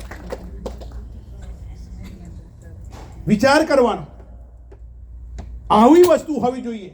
જો તમને પરમાત્માએ જ નક્કી કર્યું, સાચું કહેજો સાહેબ, જોડું કોણ બનાવે? પરમાત્મા બનાવીને મોકલે છે કે નહીં? હવે જો પરમાત્માએ જોડું બનાવ્યું હોય તો પછી સારું ખોટું કરવાનો આપણો ચોઈસ રહે ખરો? રાખના તો કોઈ યાર, પછી શું કામ મોહનલાલને ભાણ કરો છો? આવો છે, આવો છે, કંઈ નહીં, જે ચલાવી દે, પડ્યું પાનું નિભાવી લે. નાનાલાલ કહે છે ને, તમારા માટે એ જ નિર્માણ કર્યું છે. મરણ, પરણ અને જન્મ એના હાથમાં છે. આજે મને તમને ભેગા કર્યા, દ્વારકાધીશની કૃપા છે, પાર્લિન મંદિરના ટ્રસ્ટીઓની કૃપા છે કે અહીંયા હું દર વર્ષે આવું છું. પણ વિચાર કરવાનો કે આપણને ભેગા કર્યા એ માધ્યમથી રખેને કોઈનો માયલો જાગી જાય. પરમાત્માએ ભેગા કર્યા. તમારા જીવનમાં કોઈ પણ આવે ને એટલું સમજજો કે તમે નથી લાવતા એને, પરમાત્મા મોકલે છે. પણ આપણે સમજતા નથી એની નાટક. તમે કોઈ દિવસ નાટક જોયું છે? એટલે આખેના તો કોઈ અહીંયા નાટક આવ્યું છે, નાટક જોયું તમે? નાટકની અંદર પાત્ર ભજવનાર હોય, એ પાત્ર ભજવનાર એ દ્રૌપદીનું કે પાત્ર ભજે કે રામનું પાત્ર ભજવે, એ પાત્ર સાથે એકાકાર થઈ જાય. પછી એ માણસ ધારો કે એને રાજાનું પાત્ર ભજવ્યું હોય અને ઘેર જાય, તે ઘેર જઈને કે એની પત્નીને કે હું કોણ કે રાજા. હવે પેલું કે કંઈ વાંધો નહીં, આવી જવાનું, મોહનલાલ જ છો તમે. કે રાજા તો પાત્રમાં હતા. પાત્ર ભજવનાર બધું જ કરે, પણ એ પાત્ર સાથે તાદાત્મ્ય નથી કરતો. પણ જો એ વખતે પાત્ર સાથે તાદાત્મ્ય ન કરે તો પાત્ર સારું પણ ન ભજવાય. એમ વિચાર કરવાનો. પરમાત્મા માટે આ જગતના રંગમંચ ઉપર પાત્ર ભજવા મોકલ્યો છે. તમને પતિ પત્નીનું પાત્ર, મા બાપનું પાત્ર. મને કહ્યું કે જા કેવલાનંદ, 25 વર્ષ સુધી તું ઘરમાં શાંતિથી રહે, 25 પૂરા થાય ને ઘર છોડી નીકળી જજે. 30 વર્ષથી આ પરમાત્માએ આ પાત્ર ભજવવાનું કહ્યું છે. કઈ કોઈ ઋણાનું બંધ હશે મારું, પરમાત્માએ કહ્યું તું પાત્ર બદલ તારું. રખે ને કોઈનો માયલો જાગી જાય. એટલા માટે અહીંયા વિચાર કરવાનો. શંકરાચાર્યજી આપણને સમજાવે છે. અને આ મનુષ્ય જન્મ છે ને સાહેબ, દુર્લભ છે. હું નથી કહેતો, શાસ્ત્ર કહે છે દુર્લભમ ત્રયમ એ વૈતત દેવાનુગ્રહ હેતુકમ મનુષ્યત્વ મુમુક્ષુત્વમ મહાપુરુષ સંશ્રય. 3 વસ્તુ દુર્લભ છે, આપણે સુલભ થઈ જાય. કઈ રીતે? નંબર 1, મનુષ્ય જન્મ મળી ચૂક્યો છે. નોટ નેસેસરી કે બીજો જન્મ મનુષ્યનો જ મળશે. 84 લાખ યોનિમાં ગમે તે થઈ શકીએ આપણે. મનુષ્ય જન્મ છે. હું કોણ છું? હુ એમ આઈ? માનવ જીવનનો સળગતો પ્રશ્ન. એમ રમણ મગન છગન કાંતા શાંતા રમી લે. નો, એ તો ઉપાધિ છે. તારી પોસ્ટ માત્ર જનરલ ફઈએ નામ આપ્યું તને. જન્મ્યો ત્યારે તું તો નામ વગરનો હતો. ખરેખર તો તું સચિત આનંદ સ્વરૂપ પરમાત્મા છે. કે બધું જાણે છે તારી ભીતરનું. અને એટલા માટે કહે છે 3 વસ્તુ દુર્લભ. મનુષ્ય જન્મ મળી ચૂક્યો. હું કોણ છું એને જાણવાની ઈચ્છા થવી જોઈએ. અને દ્વારકાધીશ મંદિર દ્વારા દર વર્ષે આવો સત્સંગ રાખે છે. શ્રાવણ મહિનામાં અમારા જેવા સંતોને બોલાવે છે. અમે આવીએ છીએ. તો આ સત્સંગ એટલે સંતોની વાણી તમને શ્રવણ કરવા મળે. આનાથી બીજું મોટું શું હોઈ શકે યાર? 3 વસ્તુ છે. રખેને એક શબ્દ મળી જાય જીવનમાં. શબ્દ બાણ છે.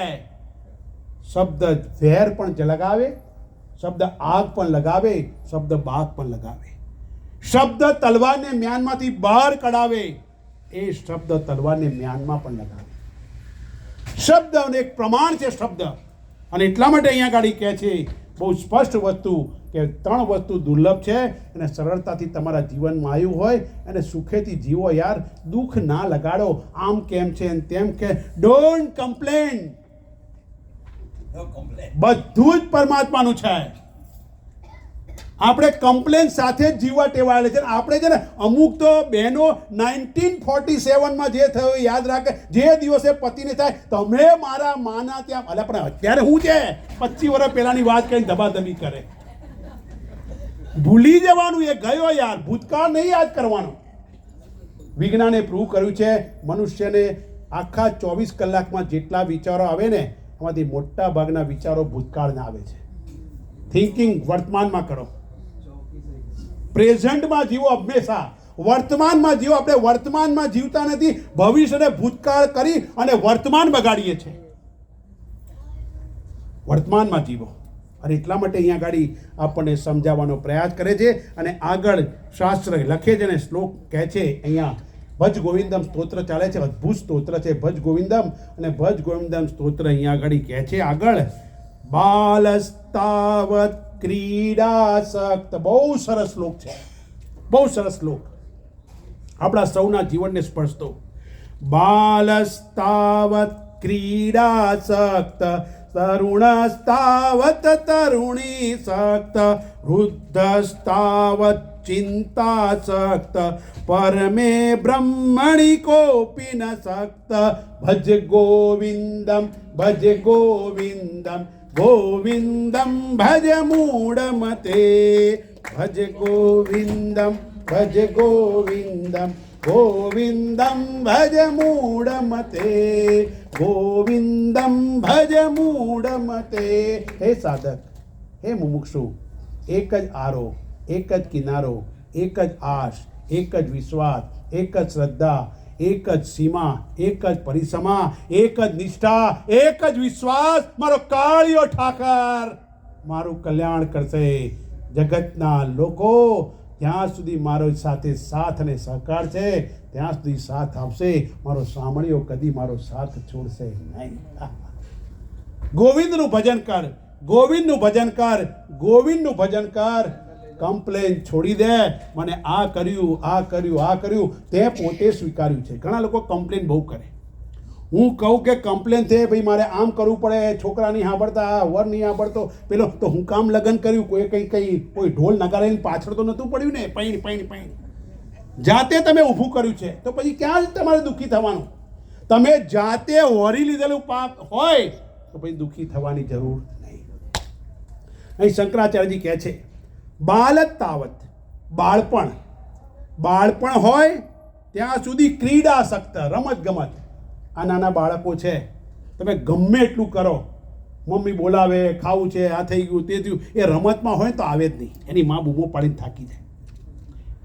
બાળક હોય ત્યાં સુધી કહે છે ક્રીડાસક્ત. તરુણ તાવત, તરુણીસક્ત. યુવાન થાય એટલે તરુણાવસ્થામાં તરુણી એટલે છોકરીઓ એની પાછળ આસક્ત થાય. કેવું સરસ લખે છે. વૃદ્ધ તાવત, જ્યારે વૃદ્ધ થાય, ઘડપણ આવે, ચિંતાસક્ત, ત્યારે ચિંતા થાય, ચિંતામાં આસક્ત થઈ જાય. પરમે બ્રહ્મણી કહ અપી ન સક્ત, ક્યારેય પણ એ પરમાત્માના ભજનમાં લીન થતો નથી. એટલે આ બધી વસ્તુ થાય. ભજ ગોવિંદમ ભજ ગોવિંદમ ભજ ગોવિંદમ ભજ મૂળ મતે. મેં પહેલે દિવસે કહ્યું હતું, આપણા સૌનું જીવન ઘડિયાળ સાથે જાય છે. તમારા ઘરમાં ઘડિયાળ હોય ને, ઘડિયાળ જોતા રહેજો રોજ. ઘડિયાળમાં 3 કાંટા, સેકન્ડ કાંટો, મિનિટ કાંટો અને કલાક કાંટો.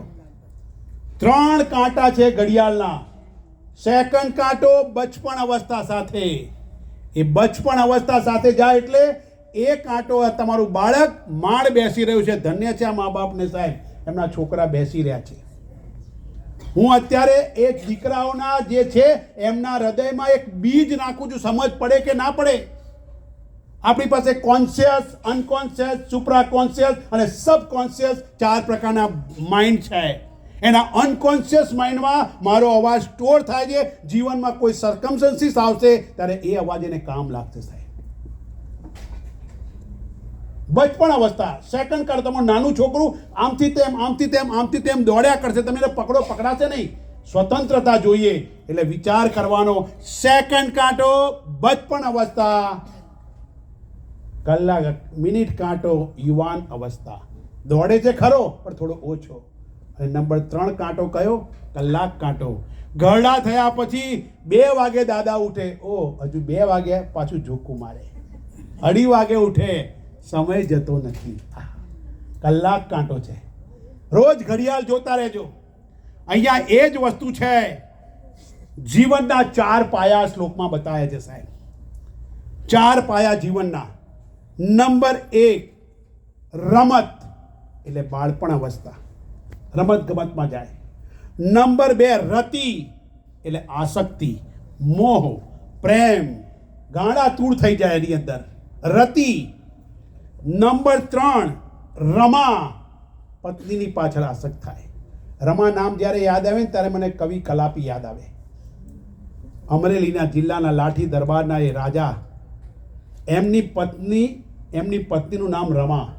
જો સાહેબ, ભારતનો ઇતિહાસ. 26 વર્ષની યુવાન વયે એ અમરેલીના રાજાનું શરીર શાંત થઈ ગયું. લાઠી દરબાર કહેવાય. એ રમા એમની પત્ની સાથે એક શોભના નામની કન્યા આવે ને, પેલી વિદાય કરે ત્યારે દાસી આવતી હતી. રમા આવી, એની સાથે શોભના આવી હતી. અભણ હતી. કવિ કલાપીને ભણાઈ ને શોભના સાથે પ્રેમ થઈ ગયો એમને. પત્ની રમાને ખબર પડી, રમાને ખૂબ પ્રેમ કરતા, પણ પેલી શોભના સાથે પણ એમને પ્રેમ થયો. અને વિચાર કરો, પત્ની રમાએ જ કવિ કલાપીને પેડા ખૂબ ભાવતા, એમ પેડામાં ઝેર મોકલીને એનું મૃત્યુ. મને રમા ત્યારે યાદ આવે. કલાપીનો કેકારાવ બહુ મને પ્રિય. તમે તમારા દીકરાઓને વાંચન કરાવજો સાહેબ. આ મારી પાસે જે છે ને વાંચન છે. 20 વર્ષ સુધી હું એવા એરિયામાં રહ્યો છું ને કે લાઇટ પાણી કશું નહીં. 9000 ફૂટની હાઈટ, અલમોડા નૈનીતાલથી ઉપર, 4 બાજુ બરફના પહાડના હતા. પણ તો અત્યારે આ બધું જોવું મને નવાઈ લાગે. અને એટલા માટે કહે છે રમા એટલે પત્ની. અને રંજ, જીવનમાં અફસોસ ના થવો જોઈએ. જોજો સાહેબ. અને અફસોસ ક્યારે થાય? તમે કશું ના કર્યું હોય ત્યારે અફસોસ થાય. ઘડપણ અવસ્થા આવે ત્યારે તમને અફસોસ થાય કે મારે આ બાકી રહી ગયું, આ રહી ગયું, આ રહી ગયું, આ રહી ગયું. અફસોસ ન થવો જોઈએ. જીવનમાં કદી અફસોસ ના થાય. પણ અહીંયા 3 વખતે કહે છે, બાળક હોય ત્યારે બાળપણ થાય. તમે વિચાર કરો, રમત કેવી રમતા? છોકરીઓ હંમેશા શું રમે? ઘર રમે. પેલા વાસણો લાવી આપે, રાંધવાનું, પપ્પા ચા પીઓ ના કરે. છોકરીઓ ઘર રમે. પછી બીજું શું રમે? ઢીંગલી લાવે, ઢીંગલી અને વાળ ઓળાવે, આ કરે, ઢીંગલી કરે. અને ભાઈઓ શું રમે? ચોર પોલીસ. કે મોટાથી ને જ કરવાનું હોય. મોટા ભાગના ભાઈઓ ચોર પોલીસની જ રમત રમે. જોજો, બીજું કઈ ના, હું હંતાઈ જાઉં, તું પકડ મને, બસ એ જ વાત કરે. ને આખી જિંદગી ચોર પોલીસ જ રહે. પછી બાળક કેવું, આ ભગવાનની કૃપા જુઓ. તમે શું કરે? પેલી ઢીંગલી લઈને ફરતી હોય, પેલી ચામડાની, પેલી નાની ઢીંગલી લઈને ફરતી હોય છોકરી. પણ વિચાર કરો, મોટી થયા પછી આ રબરની ઢીંગલી હતી, પ્લાસ્ટિકની ઢીંગલી હતી. મોટી થયા પછી હાડમાં ચામડાની ઢીંગલીની પ્રેક્ટિસ કરે છે. વિચાર કરો, રમતમાં ગાય જીવન. બાળપણમાં તમને કંઈ નહીં સૂજે. બચપણ અવસ્થા. પણ એક વસ્તુ કહું, બચપન અને 55 બંને સરખા છે. તમારા ઘરમાં મા બાપ હોય ને તો જો આળસ કરશે, અને દાદા દાદી છે ને નાના છોકરાની જેમ જ રીસાશે. જોજો તમે. સાહેબ, સમાજની મોટી સેવા કરવી છે. એટલે આ કે ના તો કહો, સેવા કરવી હોય ને તો કોક વખત સમય મળે ને તો અહીંયા તમારે નર્સિંગ હોમ છે, પણ અમદાવાદમાં કે ત્યાં આવો ને, હું પોતે કરું છું એટલે કહું છું, વૃદ્ધાશ્રમમાં જજો. ત્યાં જઈને વૃદ્ધ વ્યક્તિની વાત સાંભળજો. એને આજે સાંભળનાર કોઈ નથી. તમારું કોમ્પ્યુટર લોડ થયો હોય તેને ખાલી કરવું પડે, અનલોડ કરવું પડે. એની પાસે જઈને દાદા દાદીની વાત સાંભળજો યાર. આજે સાંભળનાર કોઈ નથી. મોટામાં મોટી સમાજની સેવા થશે આ. લાખો રૂપિયા દાન કરતા કોઈનું મન ખાલી કરો ને, એનાથી મોટું બીજું કશું નથી. વિચાર કરવાનો. એટલા માટે કહે છે અહીંયા ગાડી, બાળપણ હોય ત્યાં સુધી રમતમાં આસક્ત છે, તરુણ અવસ્થામાં તરુણીમાં આસક્ત છે. નવા લગ્ન થાય વિચાર કરો, એની પાછળ પાછળ પાછળ જીવનનો સમય બરબાદ કરતો જાય. તારા માટે શું લાવું, તારા માટે આ કરું, આમ કે તમે વિચાર કરો. નવું નવું હોય એ તરુણીને કહે તારા માટે આસમાનના તારા લઈ આવું, તો પેલીને ખબર છે પાપડ લાવવાનું નથી. વચને કેમ દરિદ્રતા. તમે જુઓ સાહેબ, શરૂઆતમાં બહુ ચાલે બધું. શરૂઆતમાં મેં એવા ઘર જોયા છે ને, હું કોઈ જાઉં શરૂઆતમાં લગ્ન થાય, નવા નવા લગ્ન થાય, બંને એક થાળીમાં ખાય. પછી થોડા વર્ષો જાય પછી થાળી જુદી થાય. પછી થોડો સમય થયો એટલે થાળી રે, પછી એનાથી વધારે થાય એટલે ટેલિફોન કહી દે તમારું ખાવાનું ત્યાં ટેબલ પર પડ્યું છે, હું હુઈ જાઉં છું, ફ્રીજમાં મૂકી દે, ખાઈ લેજો. પતી ગયો પ્રેમ. આ વસ્તુ સ્વાર્થી વસ્તુ નહીં કરવાની. સ્વાર્થમાંથી મુક્ત થવાની એક સ્પષ્ટ કહે છે. ગોવિંદ સાથે રાખવી હોય પ્રેમ, રાખવો હોય આસક્તિ, રાખવો હોય મોહ, તમારા દ્વારકાધીશનો રાખ, બીજા કોઈનો નહીં. સાચો પ્રેમ કરવો જોઈએ. અરે સાચો પ્રેમ કોણે કર્યો? રાધાએ કર્યો યાર. સાચો પ્રેમ રાધાએ કર્યો. માટે આજે આખી દુનિયા કૃષ્ણની પાછળ ફરે છે. એક વ્યક્તિ છે એ રાધાની પાછળ જાય અને એટલે જ પોતાની આગળ સ્થાન આપ્યું. રાધે કૃષ્ણ કહેવાય છે. રાધે રાધે રાધે કહેવાય છે યાર. સાચો પ્રેમ. અને આજે વિચાર કરો તમે, આજે પ્રેમનું પ્રતીક છે ઠાકોરજી. તમે જ્યારે દર્શન કરશો ને ત્યારે તમને આમ આભા થઈ જશો. આજે ઠાકોરજી પ્રેમના પ્રતીક રૂપે રહેવાના છે. અને માટે કહેવાનું મન થાય, પ્રેમ પ્રેમ ક્યા કરો, પ્રેમ પ્રેમ ક્યા કરો, જાવો યમુના કે તીર. અરે પ્રેમ પ્રેમ ક્યા કરો, જાવો યમુના કે તીર. એક ગોપી કે પ્રેમ में बह गए लाखों कबीर. સાચો પ્રેમ કરવો હોય તો કરો યાર. બાકી તો પ્રેમની વસ્તુ છે. અહીંયા આગળ વિચાર કરો. શાસ્ત્ર આપણને મજબૂત બનાવે છે, દ્રઢ બનાવે છે, સાચી દિશા બતાવે છે, તલાશ બતાવે છે, દોટ બતાવે છે. હે માનવ, હે સાધક, હે વૈષ્ણવ, સાચી ભક્તિ કરી લે, પરમાત્માની ભક્તિ કરી લે, સાચી ભક્તિ કરી લે. પણ સ્વાર્થ છે. અંતિમ દ્રષ્ટાંત આપી મારી વાતને વિરામ આપીશ. કારણ કે 7 વાગે દર્શન ખુલશે. હું ટાઈમ 5:30 વાગે શરૂ કરું છું, 1.5 કલાકથી બોલું છું. 5:30 વાગે શરૂ કરું છું અને 7 વાગે પૂર્ણ કરીશ. એક દ્રષ્ટાંત વિચાર કરવાનો. એટલું અદ્ભુત દ્રષ્ટાંત છે. એક ભાઈ રોજ એટલું બધું રોજ જાય, સત્સંગ કરે, આજ કે કરે, બહુ સુખી થઈ ગયા. એને એક પ્રશ્ન થયો કે મારા ઘરના છે, મારા ઘરના બધા મને બહુ પ્રેમ કરે, મારા વગર ચાલે જ નહીં. પેલો વાલીઓ હતો ને, મારા માટે બધા જીવે છે. એ ભાઈએ બહુ સાંભળ્યું અને કે મહારાજ, મારા ઘરના તો મારા વગર ખાય નહીં, હું જ એમના માટે, મને બહુ પ્રેમ કરે છે મારા ઘરના. તને ભાઈ બહુ પ્રેમ કરે છે? આખું ઘર મારા વગર જરા પણ ના ચાલે. હું આગો પાછો થઉં, 5 મિનિટ મોડો આવું તો બધા ચિંતાતુર થઈ જાય. એમ ભાઈ તારા ઘરના બહુ પ્રેમ કરે, આપણે કસોટી કરતું. તો કે એમ મહારાજ કસોટી ના કરો, કારણ કે મને વર્ષોથી ખબર છે મારા વગર ચાલે એમ નથી. આવું પેલા ભાઈને બહુ આમ અહંકાર કે એને એવું હતું કે મારો પરિવાર કર્યા કરે. હવે બન્યું એવું, આ મહારાજ પાસે, અમારા દેવા પાસે આવ્યા છે ને વાત કરી, કસોટી કર.